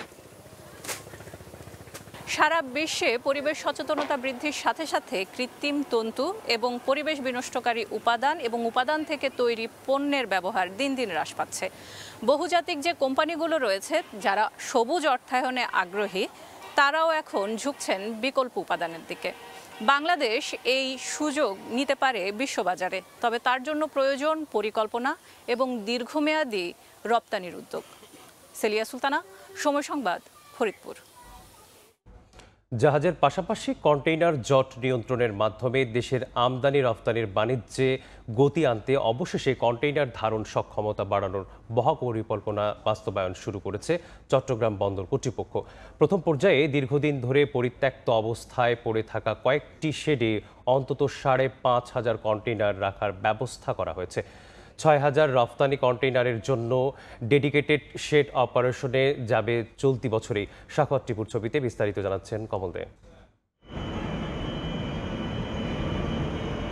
চট্টগ্রাম বন্দরের সবচেয়ে পুরাতন ইয়ার্ড জেনারেল কার্গো বার্থে কন্টেনার ধারণ ক্ষমতা 19,808 টিউএস আর সবচেয়ে আধুনিক ইয়ার্ড এনসিটির ধারণ ক্ষমতা 13,876 টিউএস। এর বাইরে চট্টগ্রাম কন্টেনার টার্মিনালে 8,376, নিউ মুরিং ওভারফ্লো ইয়ার্ডে 6,000, সাউথ কন্টেনার ইয়ার্ডে 3,000 এবং নর্থ কন্টেনার ইয়ার্ডে 2,458 টিউএস কন্টেনার রাখা যায়। এই 6টি ইয়ার্ডে 53,518 টিউএস কন্টেনার ধারণ ক্ষমতা থাকলেও তা বর্তমান সময়ের আমদানি রপ্তানি বাণিজ্যে একেবারেই নগণ্য। যেই হারে আমাদের ব্যবসা বাণিজ্যের পরিধি বেড়েছে সেই হারে পোর্টের কিন্তু হ্যান্ডলিং ক্যাপাসিটি এবং স্টোরেজ ক্যাপাসিটিটা বাড়েনি, যার কারণে আমরা দেখতে পাচ্ছি যে জাহাজের বার্থিংয়ের সংকট, একইভাবে কন্টেনার একটা যে কনজেশন পোর্টের ভিতরে সেটা কিন্তু বিরাজমান আছে। এই অবস্থায় কন্টেনার জট নিরসনে পরিত্যক্ত শেডগুলিকে ইয়ার্ডে রূপান্তরের পরিকল্পনা বাস্তবায়ন শুরু করেছে চট্টগ্রাম বন্দর কর্তৃপক্ষ। প্রথম পর্যায়ে বন্দরের বাইরে XY শেডে কন্টেনার এনে রাখা হচ্ছে। এছাড়া প্রস্তুত করা হচ্ছে পুরাতন অকশন শেড, গাড়ি সংরক্ষণ শেড এবং ব্যাগেজ শেড। অন্তত 6,000 বাড়তি কন্টেনার এসব শেডে রাখা সক্ষমতা রয়েছে বলে দাবি সংশ্লিষ্ট কর্মকর্তার। কন্টেনারের সক্ষমতা বৃদ্ধি এটা হচ্ছে আমদানিকারক রপ্তানিকারকরা এটা আশ্বস্ত হতে পারবে যে সবার কন্টেনারটা যথারীতি তারা এখানে ডেলিভারি নিতে পারবে, খুঁজে নিতে পারবে এবং এগুলা পেতে কোনো রকম ব্যাগ পেতে হবে না। এদিকে বন্দরের অব্যবহৃত জায়গাগুলোতেও কন্টেনার রাখার প্রক্রিয়া চলছে। বিভিন্ন স্থানে চলছে নতুন ইয়ার্ড নির্মাণের তোড়জোড়। মাত্র 6টি কন্টেনার উঠানামার মাধ্যমে কার্যক্রম শুরু করা চট্টগ্রাম বন্দরের কন্টেনার ধারণ ক্ষমতা এখন 60,000-এর কাছাকাছি। চলতি বছর 4,000 কন্টেনার ধারণ ক্ষমতার আরও একটি শেড তৈরি হবে। সে সাথে তৈরি হবে রফতানিমুখী 6,000 কন্টেনারের আরেকটি নতুন শেড। বছরে চট্টগ্রাম বন্দর কন্টেনার উঠানামা করছে 32 লাখের বেশি। তবে অত্যাধুনিক যন্ত্রপাতি সংযোজনের পাশাপাশি সুশৃঙ্খল ট্রাফিক সিস্টেম নিশ্চিত করে বন্দরের বাইরের ইয়ার্ডগুলোর কার্যক্রম শুরু করার পরামর্শ বন্দর ব্যবহারকারীদের। গেট সিস্টেমটাকে আরও ইজি করতে হবে, ফার্স্ট এন্ট্রেন্স ফার্স্ট এক্সিট করতে হবে এবং ট্রেইলারগুলোর মধ্যে যদি আপনার ডিসিপ্লিন কোনো আনতে না পারে তাহলে কিন্তু এটা কঠিন হবে। 59,000 ধারণ ক্ষমতার চট্টগ্রাম বন্দরের বিভিন্ন ইয়ার্ডে বর্তমানে কন্টেনার রয়েছে 43,448 টিউএস। এর বাইরে কন্টেনারবাহী 13টি জাহাজের অবস্থান রয়েছে বন্দরের প্রধান জেটি ও বহিনোঙ্গরে। কমল দে, সময় সংবাদ, চট্টগ্রাম। দেশের পর্যটন খাতে বিশেষ ভূমিকা রাখায় 10 সাংবাদিককে ট্যুরিজম মিডিয়া ফেলোশিপ সম্মাননা 2025 প্রদান করেছে বাংলাদেশ ট্যুরিজম বোর্ড। সোমবার রাজধানীর আগারগাঁওয়ে বাংলাদেশ ট্যুরিজম বোর্ডের সভাকক্ষে সম্মাননা প্রদান অনুষ্ঠান করে সংস্থাটি। সবাই টিভির সিনিয়র রিপোর্টার মোহাম্মদ আবদুল্লাহ আন্নুর কাজল সহ ইলেকট্রনিক, অনলাইন ও প্রিন্ট মিডিয়ার কর্মরত আরও 9 সাংবাদিককে এ সম্মাননা দেওয়া হয়। ফেলোশিপ সম্মাননা হিসেবে অর্থ চেক ও সনদ প্রদান করেন পর্যটন বোর্ডের পরিচালক সালেহা বিনতে সিরাজ। অনুষ্ঠানে উপস্থিত ছিলেন সংস্থাটির অন্যান্য কর্মকর্তা ও এভিয়েশন অ্যান্ড ট্যুরিজম জার্নালিস্ট ফোরামের অব বাংলাদেশ এটিজেএফবির সভাপতি ও সাধারণ সম্পাদক। পর্যটন খাতের প্রচারণায় দেশের গণমাধ্যমকে আরও বেশি ভূমিকা রাখার আহ্বান জানান বাংলাদেশ ট্যুরিজম বোর্ড।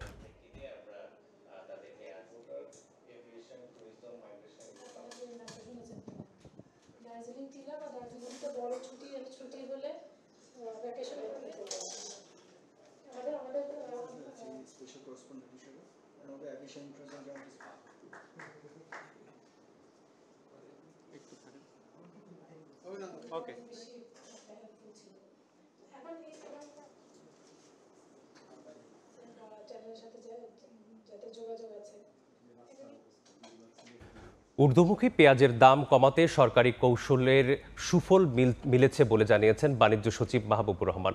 সোমবার দুপুরে রাজধানীর কাওরান বাজারে সরকারি বিপণন সংস্থা টিসিবি ভবনে সংস্থাটির কর্পোরেট ট্রেডিং প্রোফাইলের মোড়ক উন্মোচন অনুষ্ঠানে কথা বলেন তিনি। এ সময় সরকারি অন্যান্য কার্যক্রমের তুলনায় টিসিবিতে দুর্নীতির অভিযোগ তুলনামূলক কম বলে মন্তব্য করেন সচিব। বলেন, বাংলাদেশ উন্নয়নশীল দেশের কাতারে গেলেও ভর্তুকি মূল্যে টিসিবির পণ্য বিক্রি কার্যক্রম কমবে না। আলু চাষিরা যেন ন্যায্য মূল্য পান সেদিকেও টিসিবির নজর রয়েছে বলেও জানান। অনুষ্ঠানে দেশের বিভিন্ন জেলার ঊর্ধ্বতন কর্মকর্তারা উপস্থিত ছিলেন।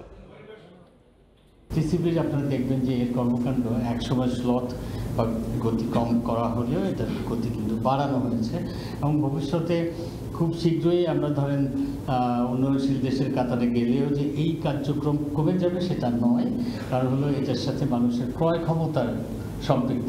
এখন একটু পেঁয়াজের দাম বেশি চলছে, আমরা কিন্তু এটা ভাবছিলাম, বাট সেটা আমরা অন্যভাবে পেঁয়াজের মূল্য একটু কমানোর পদক্ষেপ নিয়েছি এবং সেটা কার্যকর হয়ে যাবে।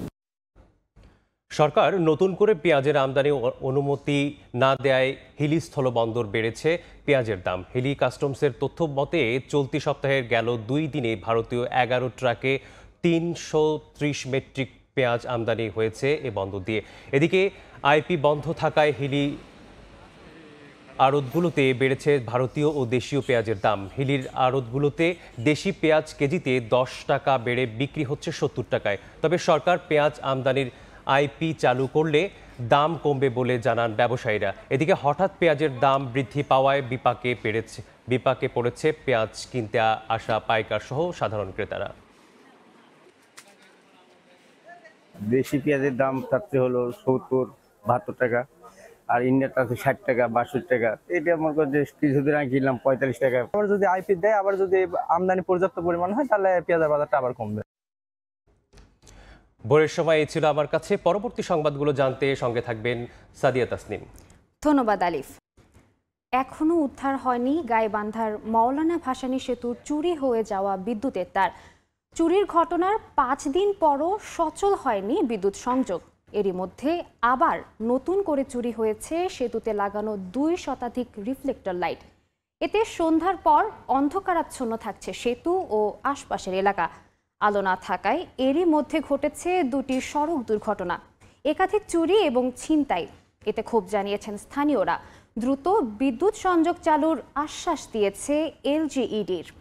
বিপ্লব ইসলামের রিপোর্ট। গাইবান্ধার সুন্দরগঞ্জের হরিপুরে তিস্তা নদীর উপর নির্মিত মাওলানা ভাসানী সেতু উদ্বোধনের একদিন পরেই 21 আগস্ট 6টি ল্যাম্পপোস্টের দুপাশের 310 মিটার বিদ্যুতের তার চুরি হয়। এর রেশ কাটতে না কাটতেই 24 আগস্ট সেতুর 2 শতাধিক রিফ্লেক্টর লাইট চুরি হয়েছে।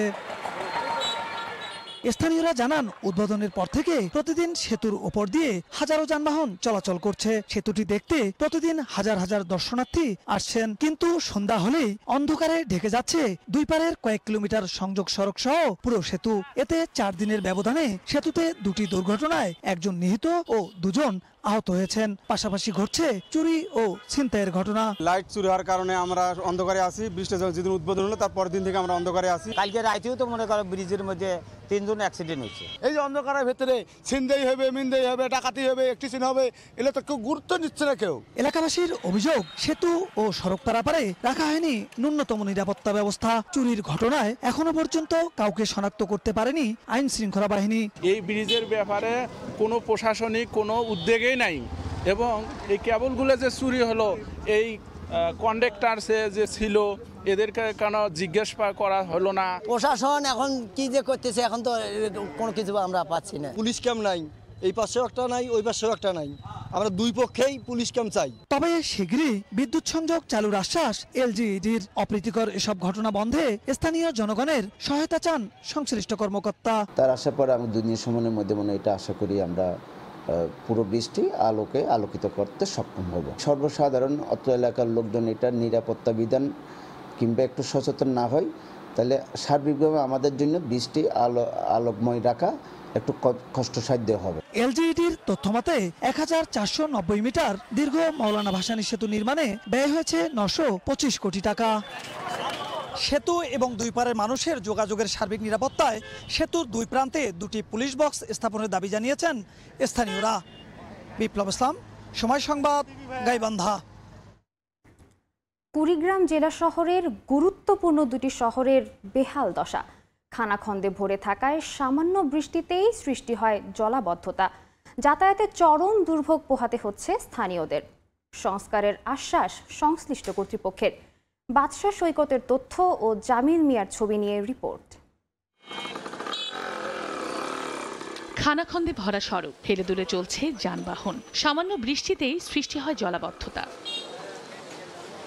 এই চিত্র কুড়িগ্রাম জেলা শহরের ঘোষপাড়া থেকে তারামন বিবির মোড় পর্যন্ত প্রায় 2 কিলোমিটার সড়কের। একই অবস্থা শহীদ মুক্তিযোদ্ধা স্মৃতি ফলক থেকে গহর পার্ক পর্যন্ত প্রায় 1.5 কিলোমিটার সড়কেরও। এই সড়ক দুটি দিয়েই চলাচল করে সোনাহাট স্থলবন্দর কেন্দ্রিক যানবাহন। দীর্ঘদিন ধরে সড়ক দুটি সংস্কার না হওয়ায় যাতায়াতের চরম দুর্ভোগ পোহাতে হচ্ছে স্থানীয়দের।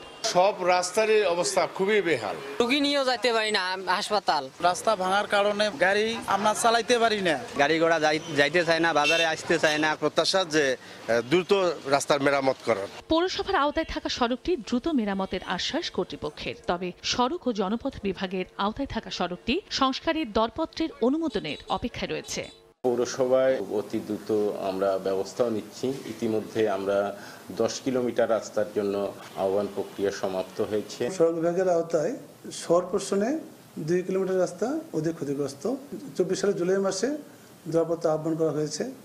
এটি বর্তমানে মন্ত্রণালয়ের অনুমোদনের অপেক্ষায় আছে।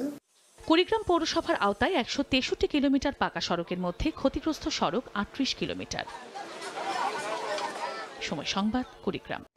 বরিশালে নার্সিং কলেজের শিক্ষার্থীদের ওপর হামলাকারীদের বিচারের দাবিতে বিক্ষোভ করা হয়েছে। সোমবার সকালে ক্লাস বর্জন করে কলেজের প্রশাসনিক ভবনের সামনে জড়ো হন শিক্ষার্থীরা।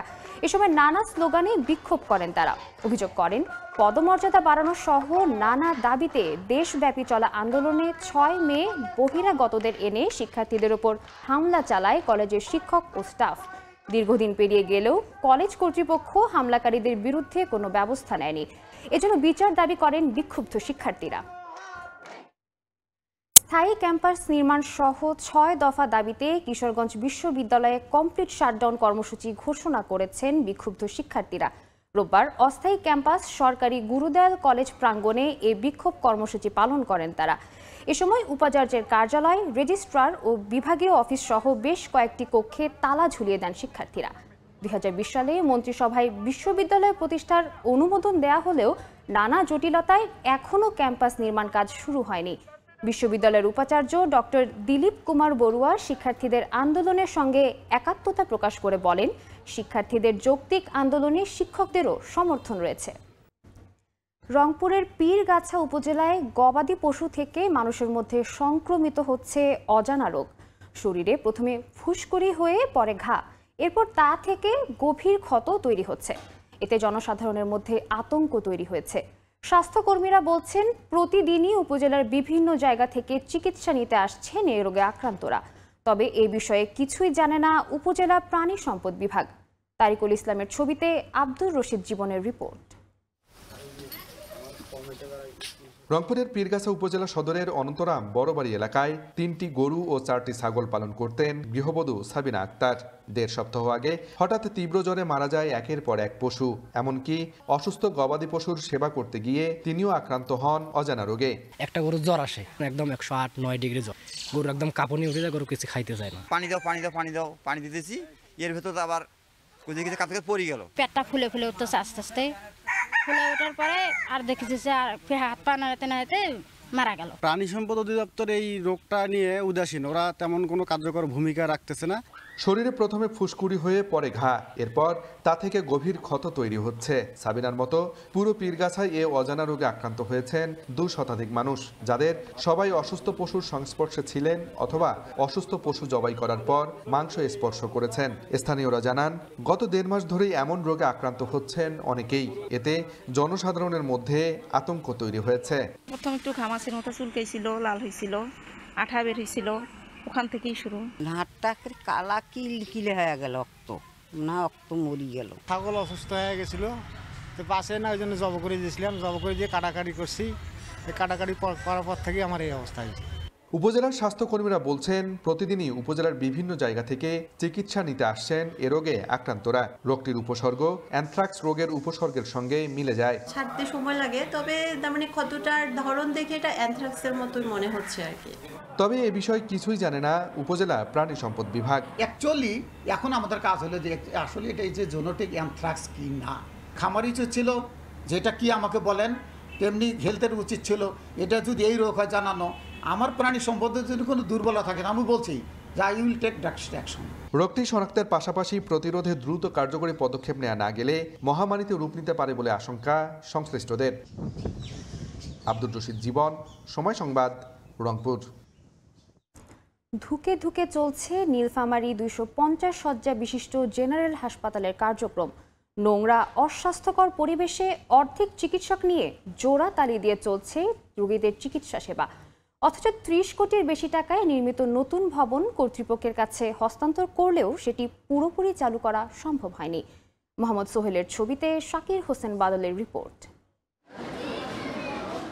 অস্বাস্থ্যকর নোংরা পরিবেশ, গাদাগাদি করে এক বেডে চিকিৎসা নিচ্ছেন বেশ কয়েকজন রোগী। শুধু তাই নয়, মেঝেতেও নেই তিল ধারণের জায়গা, রয়েছে বরাদ্দের অর্ধেক চিকিৎসক এবং প্রয়োজনীয় জনবলের সংকট। এ চিত্র নীলফামারীর 250 শয্যা জেনারেল হাসপাতালের।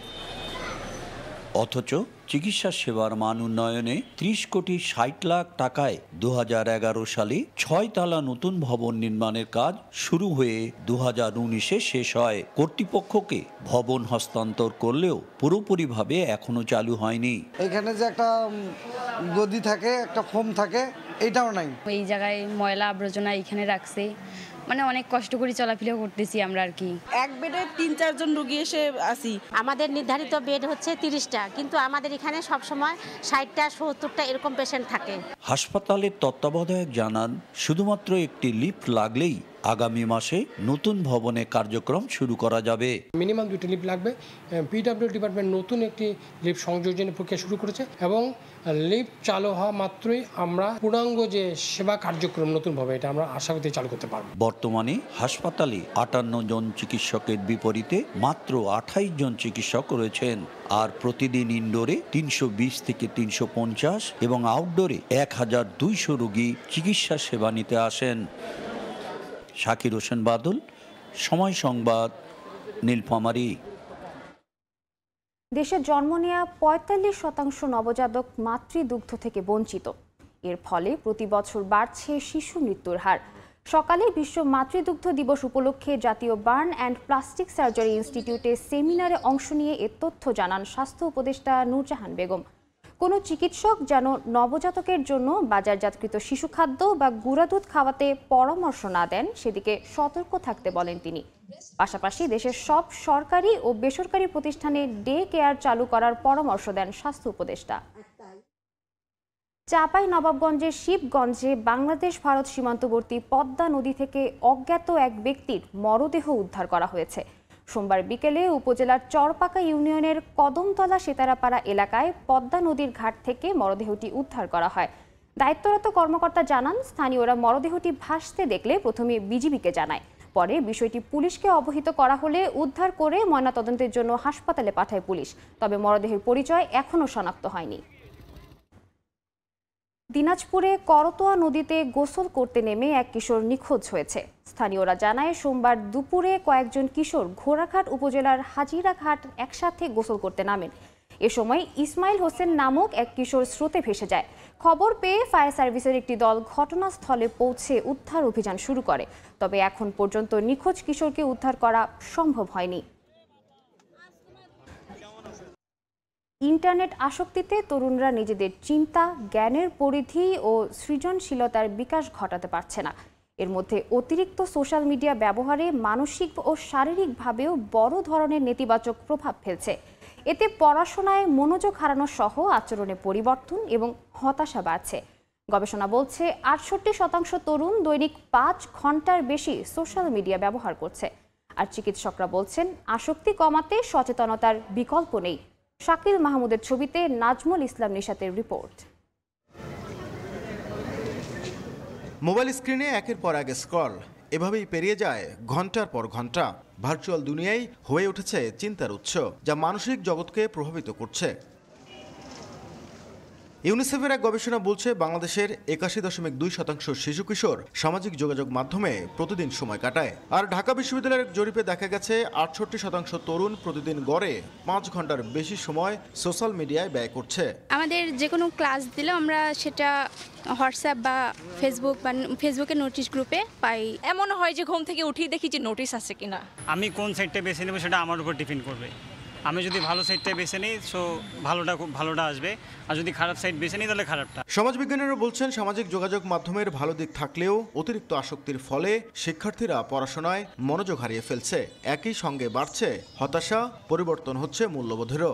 ওদের ভিতরে এক ধরনের কম্প্যারিজন চলে আসতেছে সবার সাথে। যখন ওরা সবার সোশ্যাল লাইফ দেখছে, সবাই ট্যুরে যাচ্ছে, ঘুরতে যাচ্ছে, রেস্টুরেন্টে যাচ্ছে, হ্যাঁ, ব্লগিং করতেছে, ওদের ভিতরে কিন্তু একটা কম্প্যারিজন চলে আসে।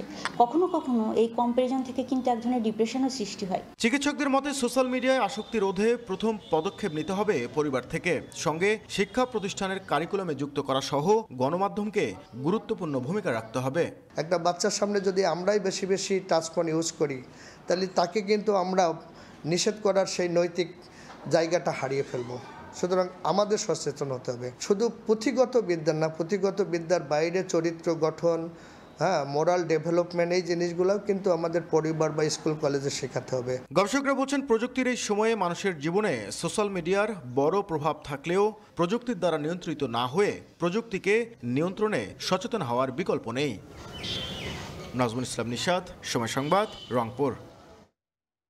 বগুড়ার গাবতলীতে সরকারি খাদ্য বান্ধব কর্মসূচির ১৫৬ বস্তা মানহীন চাল জব্দ করেছে ভ্রাম্যমাণ আদালত।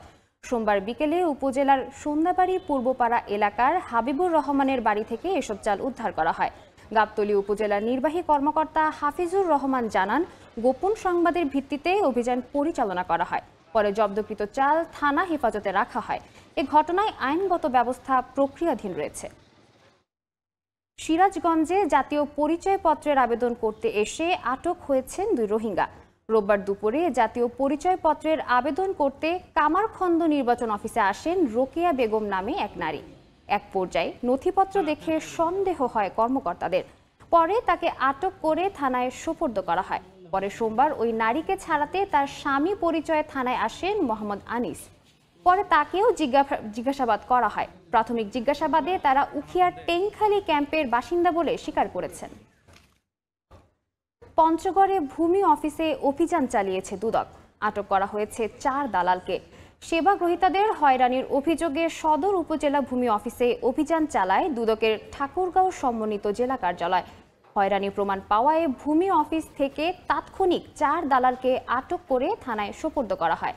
জনস্বার্থে এ ধরনের অভিযান চলমান থাকবে বলে জানিয়েছে দুদক। কিশোরগঞ্জের ভৈরবে শুল্ক ফাঁকি দিয়ে আনা 25 বস্তা ভারতীয় চকলেট সহ 3 পাচারকারীকে আটক করেছে র্যাব। সোমবার বিকেলে 4:30টার দিকে ভৈরবপুর নাটালের মোড় থেকে মাইক্রোবাস সহ তাদের আটক করা হয়। র্যাব জানায় তারা দীর্ঘদিন যাবৎ এ ব্যবসার সঙ্গে জড়িত বলে স্বীকার করেছেন। এ বিষয়ে সংশ্লিষ্ট থানায় মামলা করে আসামিদের হস্তান্তর করা হবে।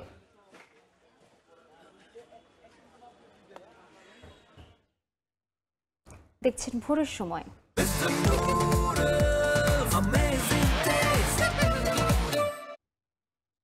ঠাকুরগাঁওয়ের ঐতিহ্যবাহী স্টেশন রোড বাজার এখন প্রভাবশালীদের দখলে। নিয়মের তোয়াক্কা না করে নির্মাণ করা হয়েছে বহুতল ভবন। অবৈধ স্থাপনা সরাতে পৌরসভার নির্দেশও মানেনি অবৈধ দখলদাররা। তবে এবার কঠোর ব্যবস্থার আশ্বাস কর্তৃপক্ষের। জিয়াউর রহমান বকুলের রিপোর্ট। দেখে আবাসিক এলাকা মনে হলেও এটি ঠাকুরগাঁও পৌরসভার স্টেশন রোড বাজার। একসময় এই বাজারে বিভিন্ন জেলার পাইকাররা নিত্য প্রয়োজনীয় দ্রব্য ও গবাদি পশু কেনাবেচা করলেও এখন জৌলুস হারিয়েছে। এলাকাবাসীর অভিযোগ, স্থানীয় প্রভাবশালীরা বাজারের জায়গা দখল করেছে। নিয়মের তোয়াক্কা না করে নির্মাণ করা হয়েছে বহুতল ভবন। দিন দিন জায়গা সংকটের কারণে মুখ ফিরিয়ে নিয়েছেন জেলার বাইরের পাইকাররা। বেচাকেনা কমে যাওয়ায় বিপাকে স্থানীয় ব্যবসায়ীরা। যেখানে সেখানে দখল করে মানে একটা দোকান 3টা উড়ান। এটা সম্পূর্ণ তো অবৈধ দখল, এটা তো সম্পূর্ণ খাস। গাড়ি ঘোড়ার জঞ্জাট খুব, রাস্তার মধ্যে গাড়ি যেতে পারে না। বাজার জায়গা বাজার থাকবে, এখানে আবাসিক ভবন কেন করে উঠবে? অবৈধ স্থাপনা সরিয়ে নিতে এরই মধ্যে পৌর কর্তৃপক্ষ প্রচারণা সহ তালিকা করে কয়েকবার চিঠি দিয়েছে অবৈধ দখলদারদের, তবে তার তোয়াক্কা করেনি দখলদাররা। এবার কঠোর ব্যবস্থার আশ্বাস কর্তৃপক্ষের। উন্মুক্ত জায়গায় সাধারণ মানুষ বসে বা কেনাবেচা করতে পারে সেই জায়গাটা আমরা প্রথমে খালি করব এবং পরবর্তীতে আমরা এটাকে পুরো যে এখন ইজারা দেওয়া হচ্ছে কিন্তু সেটা যে কাঙ্ক্ষিত যে ইজারা মূল্য পাওয়া সেটা আমরা পাচ্ছি না, সেই ব্যবস্থা আমরা অতি শীঘ্রই নেব। পৌরসভার তথ্য মতে 17 বছর আগেও হাটটি ইজারা দেওয়া হয়েছিল 5 লাখ টাকায়। দখলের কারণে তা কমতে থাকায় গত বছর ইজারা দেওয়া হয়েছে মাত্র 70,000 টাকায়। জিয়াউর রহমান বকুল, সময় সংবাদ, ঠাকুরগাঁও। সিন্ডিকেটের কবলে পড়েছে দিনাজপুরের বিরামপুরের সার।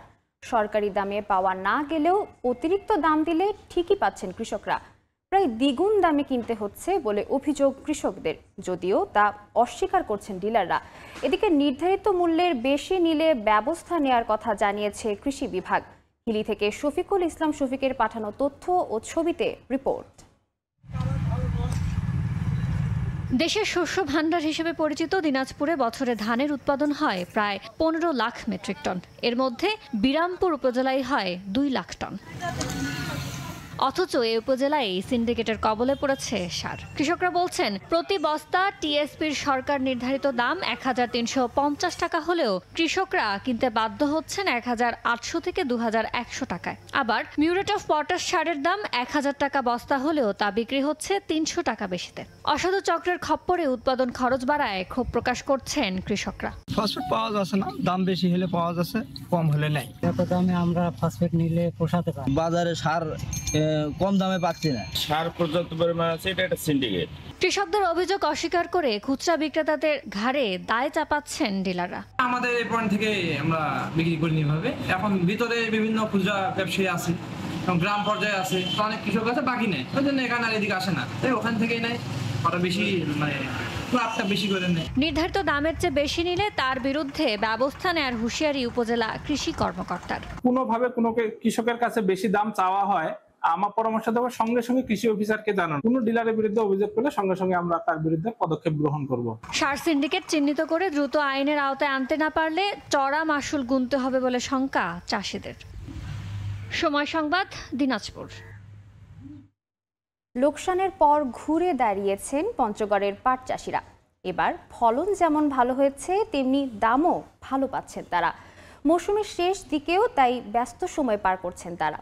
যদিও কৃষি বিভাগ বলছে গেল বছরের তুলনায় এবার 1415 হেক্টর জমিতে কমেছে পাটের আবাদ। পঞ্চগড় থেকে বিস্তারিত সোহাগ হায়দারের রিপোর্টে। সোনালী আঁশ, পাটের ভরা মৌসুম, আবহাওয়া অনুকূলে থাকা এবার ভালো ফলনও পেয়েছেন পঞ্চগড়ের চাষিরা। মৌসুমের শেষ সময়ে পাট কাটতে, জাগ দেয়া ও আঁশ ছাড়াতে ব্যস্ত সময় পার করছেন তারা। কৃষকরা বলছেন গেল মৌসুমে তীব্র খরার কারণে লোকসানে পড়েন তারা। তবে এবার ভালো ফলনের পাশাপাশি বাজারে দাম বাড়ায় দুশ্চিন্তা কেটে গেছে। যেখানে গেল বছর প্রতি মন পাট 2000 থেকে 2500 টাকায় বিক্রি হয়েছে, সেখানে এবার বিক্রি হচ্ছে 3000 থেকে 3800 টাকায়। ফলে লাভের মুখ দেখছেন কৃষকেরা। তবে সময় মতো সার ও কীটনাশক না পাওয়ার অভিযোগ রয়েছে তাদের। এইবারে পাট করছি 1.5 বিঘা, তো পাট ভালো হয়েছে। কীটনাশক সার যখন প্রয়োজন তখন তো আমরা পাই না, তখন মার্কেট গেলে মার্কেট টাকা দিলেও পাওয়া যায় না। এই যে একটা ঘাটতি, এই যে ভোগান্তি। দাম যদি সবসময় থাকে পরিবারে আরো বেশি করে করার চেষ্টা করবো। কৃষি বিভাগ বলছে বাজার চাহিদা অনুযায়ী পাট আঁশের মান ভালো থাকায় কৃষকরা ভালো দাম পাচ্ছে। একই সঙ্গে মাটির উর্বরতা বাড়াতে এবং কৃষকদের লাভবান করতে পাট আবাদে উৎসাহিত করা হচ্ছে। এবছর আবহাওয়া অনুকূলে থাকায় পাটের আঁশ এবং পাটের যে হাইট, গাছের হাইট, সেটি ভালো হয়। আঁশের মানও ভালো হয়েছে, ফলে বাজার মূল্য এবার চাষিরা বেশি পাচ্ছে। চাষিদেরকে পরামর্শ দিচ্ছি পাটের জমি যেগুলো আছে, এছাড়াও আলুর জমিতে আরও অন্যান্য যে জমিগুলো আছে উঁচু জমি, সেগুলোতে আমরা পাট চাষ করার জন্য চাষিদের পরামর্শ দিচ্ছি। কারণ পাট চাষ করলে এই পাটের পাত কিন্তু মাটিতে পড়ে এবং মাটির উর্বরতা শক্তি বৃদ্ধি পায়। কৃষি বিভাগের তথ্য মতে গেল বছর পঞ্চগড়ে ৯,২৭০ হেক্টর জমিতে পাট আবাদ হয়, তবে এবার তা কমে হয়েছে ৭,৮৫৫ হেক্টর। সোহাগ হায়দার, সময় সংবাদ, পঞ্চগড়।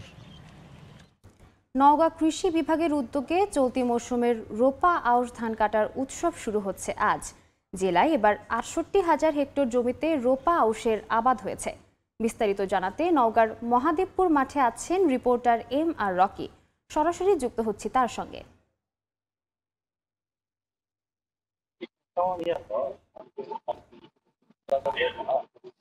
চলতি মৌসুমে রোপা আউশের যেসব ধান রয়েছে এই ধানগুলো ইতিমধ্যে কৃষি বিভাগের উদ্যোগে কাটা শুরু হয়েছে এবং কৃষি বিভাগে জানিয়েছে যে এই মৌসুমে এবার কিন্তু তারা যে লক্ষ্যমাত্রা দিয়েছিলেন ইতিমধ্যে সেই লক্ষ্যমাত্রা অনুযায়ী একটা ভালো ফলন কৃষকের ঘরে ওঠা শুরু হয়েছে। এবং আমরা দেখছিলাম যে এই মৌসুমে যেসব ধানগুলো রয়েছে বিশেষ করে বৃধান 48, পারিজা 98, বিনা 19 এবং অন্যান্য উচ্চ ফলনশীল জাতের এই ধানগুলো রোপণের পর থেকেই এবার একটা সহায়ক পরিবেশ, বিশেষ করে বৃষ্টি নির্ভর রোপা আউশ হয়ে থাকে এবং এই বৃষ্টি হওয়ার কারণে ফলনের হার অনেক ভালো বলছেন এবং পাশাপাশি এবার খরচও অনেকটাই কম হয়েছে এই অঞ্চলের চাষিদের। কারণ বৃষ্টি অধিক হওয়ার কারণে একদিকে প্রতিকূল আবহাওয়া মোকাবেলা করতে হয়নি, অন্যদিকে ধানের এবার একটা ভালো দাম রয়েছে, ফলে বুড়ো ধান কেটে তোলার পর কিন্তু চাষিরা এই জাতীয় আউশ ধান রোপণের উপর জোর দিয়েছিল এবং জেলা কৃষি সম্প্রসারণ অধিদপ্তরের তথ্য বলছে এবার প্রায় ৬৮,০০০ হেক্টর জমিতে আউশের আবাদ করা হয়েছে, যেটা বিগত মৌসুমের চেয়ে ধানের আবাদের পরিমাণ কিছুটা বেশি। এছাড়া ফলন প্রকৃতি অনুযায়ী তারা বেশ সন্তোষ প্রকাশ করছেন, বিগত মৌসুমের চেয়ে 2-3 মণ অতিরিক্ত ধান এবার কৃষকের ঘরে উঠছে। তবে হঠাৎ করে ধানের দরের জায়গাটি নিয়ে কিছুটা শঙ্কা প্রকাশ করছেন চাষিরা, কারণ ধান যখনই ঘরে ওঠে তখন কৃষি বিভাগের একদিকে নজরদারি থাকে, তারপরেও কিন্তু হাটগুলোতে দেখা যায় যে 1,000 টাকা বা 1,050 টাকা সর্বোচ্চ দরে বিক্রি হয়ে থাকে। তো কৃষকরা বলছেন বাজার ব্যবস্থাটা এক ধরনের ব্যবসায়ীদের নিয়ন্ত্রণে থাকার কারণে কিন্তু কাঙ্ক্ষিত দাম তারা কিন্তু পান না এবং এই জায়গায় একটা সুনির্দিষ্ট নজরদারি প্রশাসনের তারা কামনা করেন এবং জেলায় বিগত মৌসুমের চেয়ে এবার যেহেতু ফলন বেড়েছে, ধানের উৎপাদনের খাত নিয়ে তারা কৃষকরা সন্তোষ হলেও দামটা যেন প্রকৃত অর্থে তাদের ঘরে ওঠে এই কথাটা কিন্তু তাদের দিক থেকে একটা দাবি করা হচ্ছে। তবে আমরা জেলা কৃষি সম্প্রসারণ অধিদপ্তরের পক্ষ থেকে যা জানতে পারছিলাম, স্বল্পকালীন সময়ের বিশেষ করে 100 দিনের মধ্যে যেসব জাত রয়েছে এই ধানগুলোই এবার কিন্তু এই এলাকায় চাষ করা হয়েছে এবং ফলন এবং বাজার ব্যবস্থা সব মিলে কৃষকরা কিছুটা হতাশায় থাকলেও দামের জায়গাটা নিশ্চিত করা গেলে তাদের দিক থেকে ভালো একটি ফলনের ঘরে তাদের দাম পাবেন এমন একটা স্বপ্ন তাদের দিক থেকে কিন্তু গোনা হচ্ছে এবং ভালো ফলন এবার আশায় যেটা তাদের ছিল তা কিন্তু পূরণ হবে যদি দামটা তাদের ঘরে আসে। সব মিলে ধান কাটার এই উৎসব আরো প্রায় 15 দিন অব্যাহত থাকবে এমন চিত্র কিন্তু এখানকার আমরা মাঠগুলোতে দেখতে পাচ্ছি। এই ছিল সার্বিক নওগাঁয় ধান কাটা মারাই খবর আমার কাছে। এতক্ষণ যুক্ত ছিলাম নওগাঁর মহাদেবপুর মাঠে। রাশিয়ার সঙ্গে ইউক্রেনের চলমান শান্তি আলোচনা প্রক্রিয়ার মধ্যেই নতুন একটি গ্রাম দখলের দাবি করল মস্কো। এরই মধ্যে পুতিন ও জেলেন্সকি যদি মুখোমুখি না বসেন তবে পরিণতি ভয়াবহ হতে পারে বলে হুঁশিয়ারি দিয়েছেন মার্কিন প্রেসিডেন্ট ডোনাল্ড ট্রাম্প। যদিও রাশিয়ার সাম্প্রতিক শান্তির প্রস্তাব গ্রহণযোগ্য নয় বলে সাফ জানিয়েছেন ইউক্রেনের প্রেসিডেন্ট ভলোদিমির জেলেন্সকি। এর আগে 300 সামরিক বেসামরিক বন্দী বিনিময় করে মস্কো কিয়েভ। টাইফুন কাজিকির তাণ্ডবে লন্ডভন্ড চীন ও ভিয়েতনাম। বৃষ্টি আর ঝোড়ো হাওয়ায় বিপর্যস্ত জনজীবন। ডুবে গেছে রাস্তাঘাট, ঘরবাড়ি, সরিয়ে নেওয়া হয়েছে বাসিন্দাদের। টানা বৃষ্টিতে ভয়াবহ বন্যায় তলিয়ে গেছে ইয়েমেনের এডেন শহর। ভারতের উত্তরাখণ্ডেও পাহাড়ি ঢলে ক্ষতির মুখে স্থানীয়রা। টাইফুন কাজিকির আঘাতে ব্যাপক বৃষ্টি আর ঝোড়ো হাওয়ায় চীনের হাইনান প্রদেশের জনজীবন বিপর্যস্ত হয়ে পড়েছে। গাছপালা উপড়ে পড়ে 16টি সড়ক বন্ধ হয়ে গেছে। নৌবাহিনী ও দমকল বাহিনীর 600 জনেরও বেশি সদস্য রাস্তাঘাট পরিষ্কারে কাজ করছে। হাইনানের সতর্কতা স্তর কমানো হলেও দক্ষিণাঞ্চলে এখনও ভারী বর্ষণ চলছে। এছাড়া কাজিকির প্রভাবে ভিয়েতনামের মধ্যাঞ্চলীয় উপকূলে ঘূর্ণিঝড়ের আঘাত লাগে, ডুবে গেছে রাস্তাঘাট, উড়ে গেছে ঘরবাড়ির ছাদ। উপকূলীয় এলাকায় সরিয়ে নেওয়া হয়েছে অন্তত 30,000 মানুষকে। ভয়াবহ ঢেউ আশ্রে পড়ছে ভিন শহরের সৈকতে। ভিয়েতনামের আবহাওয়া দপ্তর বলছে চলতি বছরের সবচেয়ে শক্তিশালী ঝড় এটি। ইয়েমেনের দক্ষিণাঞ্চলীয় শহর এডেনে কয়েকদিনের টানা বৃষ্টিতে ভয়াবহ বন্যা দেখা দিয়েছে। উত্তর পশ্চিম এডেনের প্রাকৃতিক গিরিখাত দিয়ে বন্যার পানি লাহিজ প্রদেশ থেকে এসে শহর ডুবিয়ে দেয়। অনেক ঘরবাড়ি ভেসে গেছে। আটকে পড়া শত শত পরিবারকে উদ্ধার করতে সেনা ও স্থানীয় স্বেচ্ছাসেবকরা নৌকা ব্যবহার করে উদ্ধার অভিযান চালাচ্ছেন। তবে এখন পর্যন্ত কোনো প্রাণহানির খবর মেলেনি।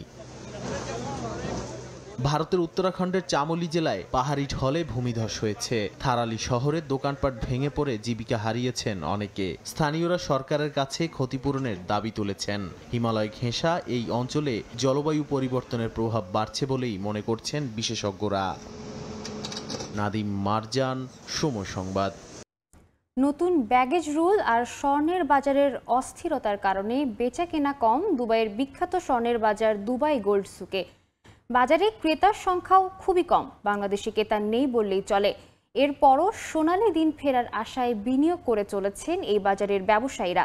শিবলি আল সাদিকের রিপোর্টে বিস্তারিত।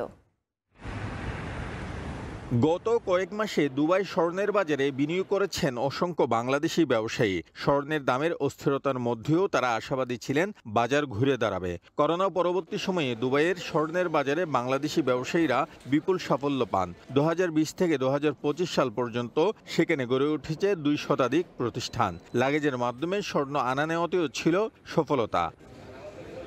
তবে সাম্প্রতিক বাজেটে বাংলাদেশ সরকারের ব্যাগেজ নীতিমালায় বড় পরিবর্তন আসায় ক্ষতিগ্রস্ত হচ্ছেন ক্ষুদ্র ব্যবসায়ীরা। সেই সঙ্গে ভারতীয় সরকারের শুল্ক প্রত্যাহারে দুবাইয়ের বাজারে ভারতীয় ক্রেতাদের কমে গেছে আনাগোনা।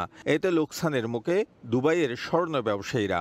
আজকের এই সময় অনেক ব্যবসায়ী এই ব্যবসার সাথে জড়িত হয়েছে, তো তাদেরকে উৎসাহিত করার জন্য আমি মনে করি যে সরকারকে একটা ব্যাগেজ সুন্দর রুলের মাধ্যমে, যে রুলের মাধ্যমে বাংলাদেশও একটা কর আদায় করার একটা সুযোগ হবে। বিজনেস তো কখনো বন্ধ থাকার কথা না। সো আমাদের যখন যে পরিস্থিতি হয় বা যে পরিবেশে আছে আমরা সেই পরিবেশে ব্যবসা করার চিন্তা ভাবনা করছি। এমন পরিস্থিতিতে বাজারে টিকে থাকতে নতুন পরিকল্পনা নিচ্ছেন ব্যবসায়ীরা। ভারত ও বাংলাদেশি ক্রেতাদের উপর নির্ভর না করে অন্য দেশের ক্রেতাদের উপর নজর দিচ্ছেন তারা। বিশেষ করে মধ্যপ্রাচ্য, ইউরোপ ও আফ্রিকার বাজার ধরার চেষ্টা করছেন প্রবাসী ব্যবসায়ীরা। আমাদের পার্শ্ববর্তী রাষ্ট্র এবং এই দেশের লোকালরা ছিল, সেখানেও কিন্তু আমরা একটা অবস্থান করে নিয়েছি। এখন আমাদের ভাইয়েরা সেখানে 30% মতো এখন জুয়েলারি ব্যবসার সাথে যুক্ত হয়েছে। আমরা রিয়েল এস্টেট ব্যবসার মধ্যে আমরা বর্তমানে অনেক এগিয়ে আছি।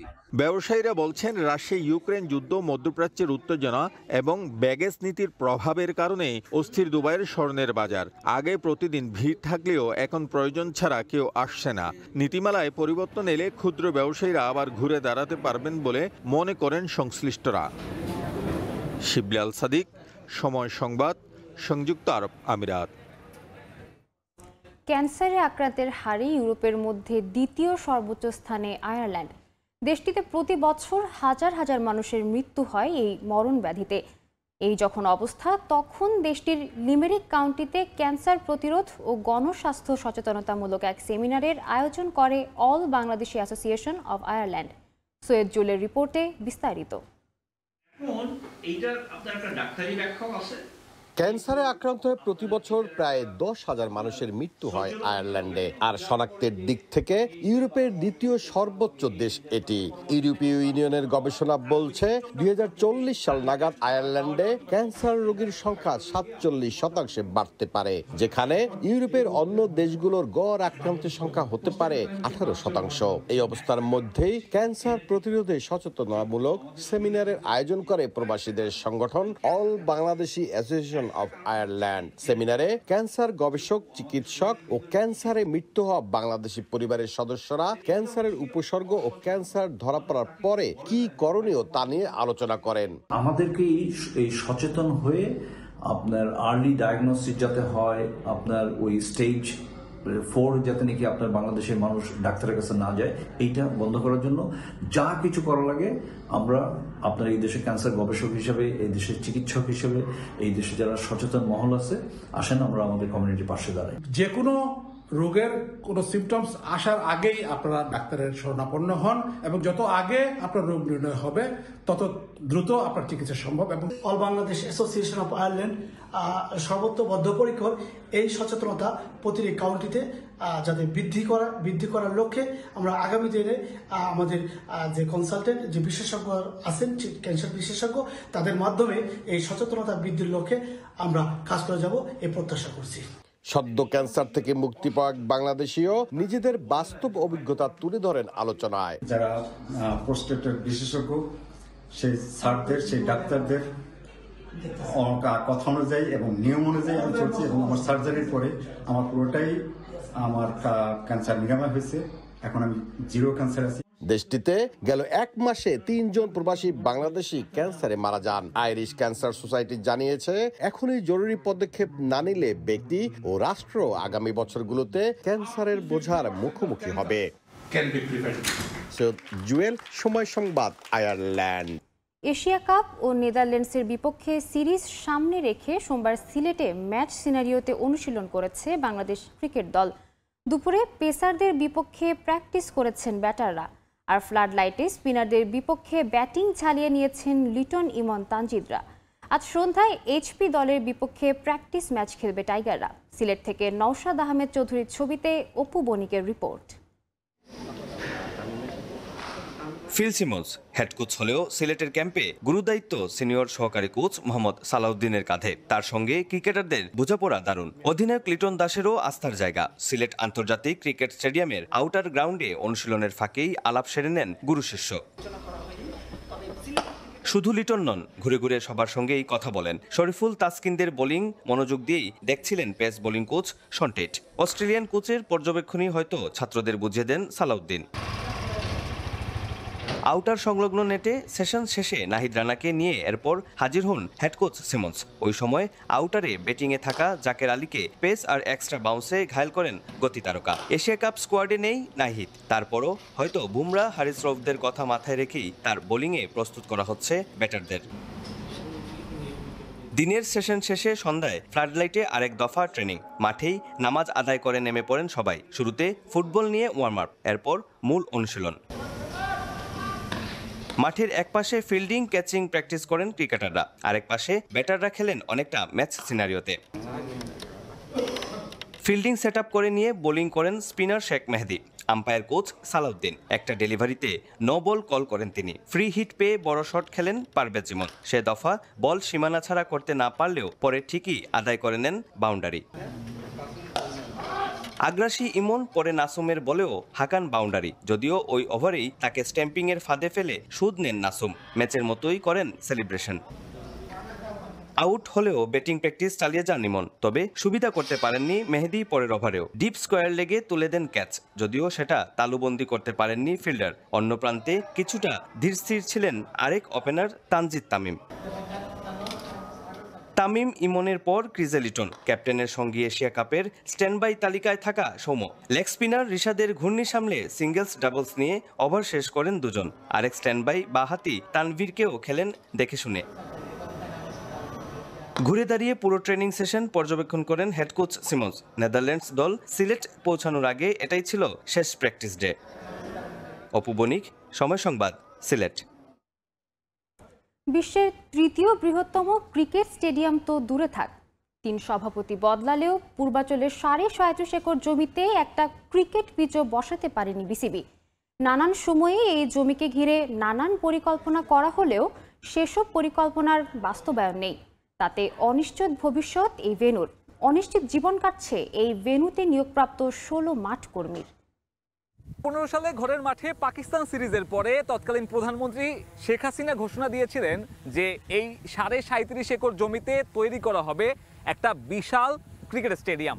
তবে 10 বছর পেরিয়ে গেলেও সেই ক্রিকেট স্টেডিয়ামের চেহারা দেখতে পারেনি দেশের ক্রিকেট ভক্তরা। বরং এই জায়গাটিতে সভাপতি বদলের সাথে সাথে ভিন্ন ভিন্ন পরিকল্পনায় খরচ হয়েছে দেশের ক্রিকেটের মূল্যবান টাকা।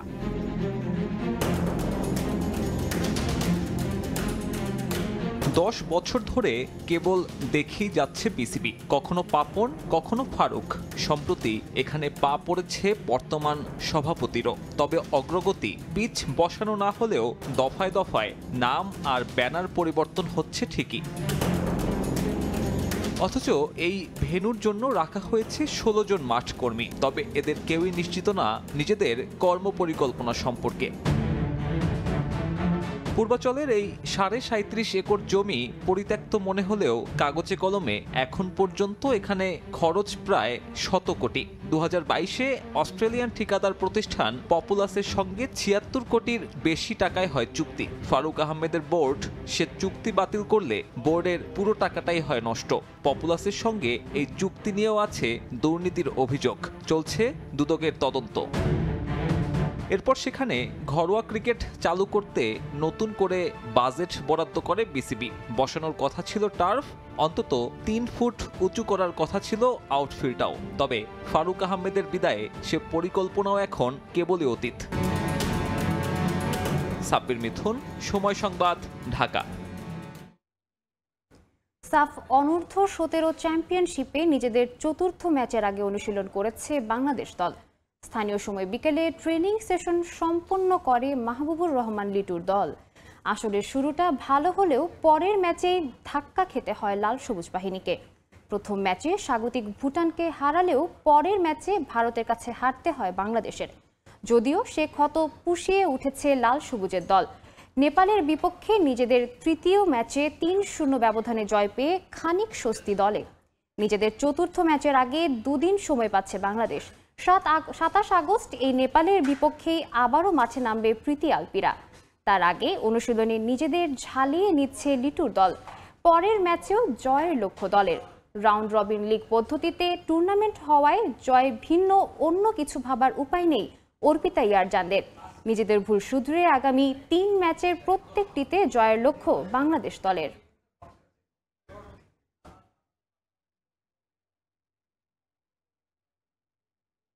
এ পর্যায়ে শীর্ষ সংবাদগুলো জানিয়ে দিচ্ছি আরেকবার। রোহিঙ্গাদের জাতিগত নির্মূল থেকে রক্ষায় বৈশ্বিক উদ্যোগ চান প্রধান উপদেষ্টা। কক্সবাজারে আন্তর্জাতিক সংলাপে আশ্রিতদের প্রত্যাবাসনে 7 দফা প্রস্তাব। সংস্কার নির্বাচন পদ্ধতি সহ নানা ইস্যুতে বিপরীতমুখী অনড় অবস্থানে দলগুলো। জটিল হচ্ছে রাজনৈতিক পরিস্থিতি। অনিশ্চিত হতে পারে গণতান্ত্রিক যাত্রা, মত বিশ্লেষকদের। ক্যাম্পাসে ক্যাম্পাসে ছাত্র সংসদ নির্বাচনের আমেজ। আজ থেকে শুরু ডাকসুর আনুষ্ঠানিক প্রচারণা, চলবে 7 সেপ্টেম্বর পর্যন্ত। ডাকসুর খসড়া প্রার্থী তালিকা প্রকাশ। শেখ হাসিনা জয় ও পুতুলের বিরুদ্ধে প্লট দুর্নীতির 3টি মামলার দ্বিতীয় দিনের সাক্ষ্য গ্রহণ আজ। পূর্বাচলে 30 কাঠা প্লট নেন রাজুকের আইন ভঙ্গ করে।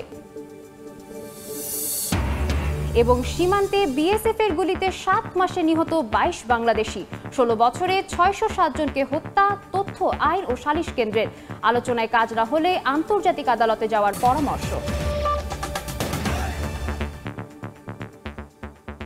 এ ছিল ভোরের সময়। সঙ্গে থাকুন সময়ের।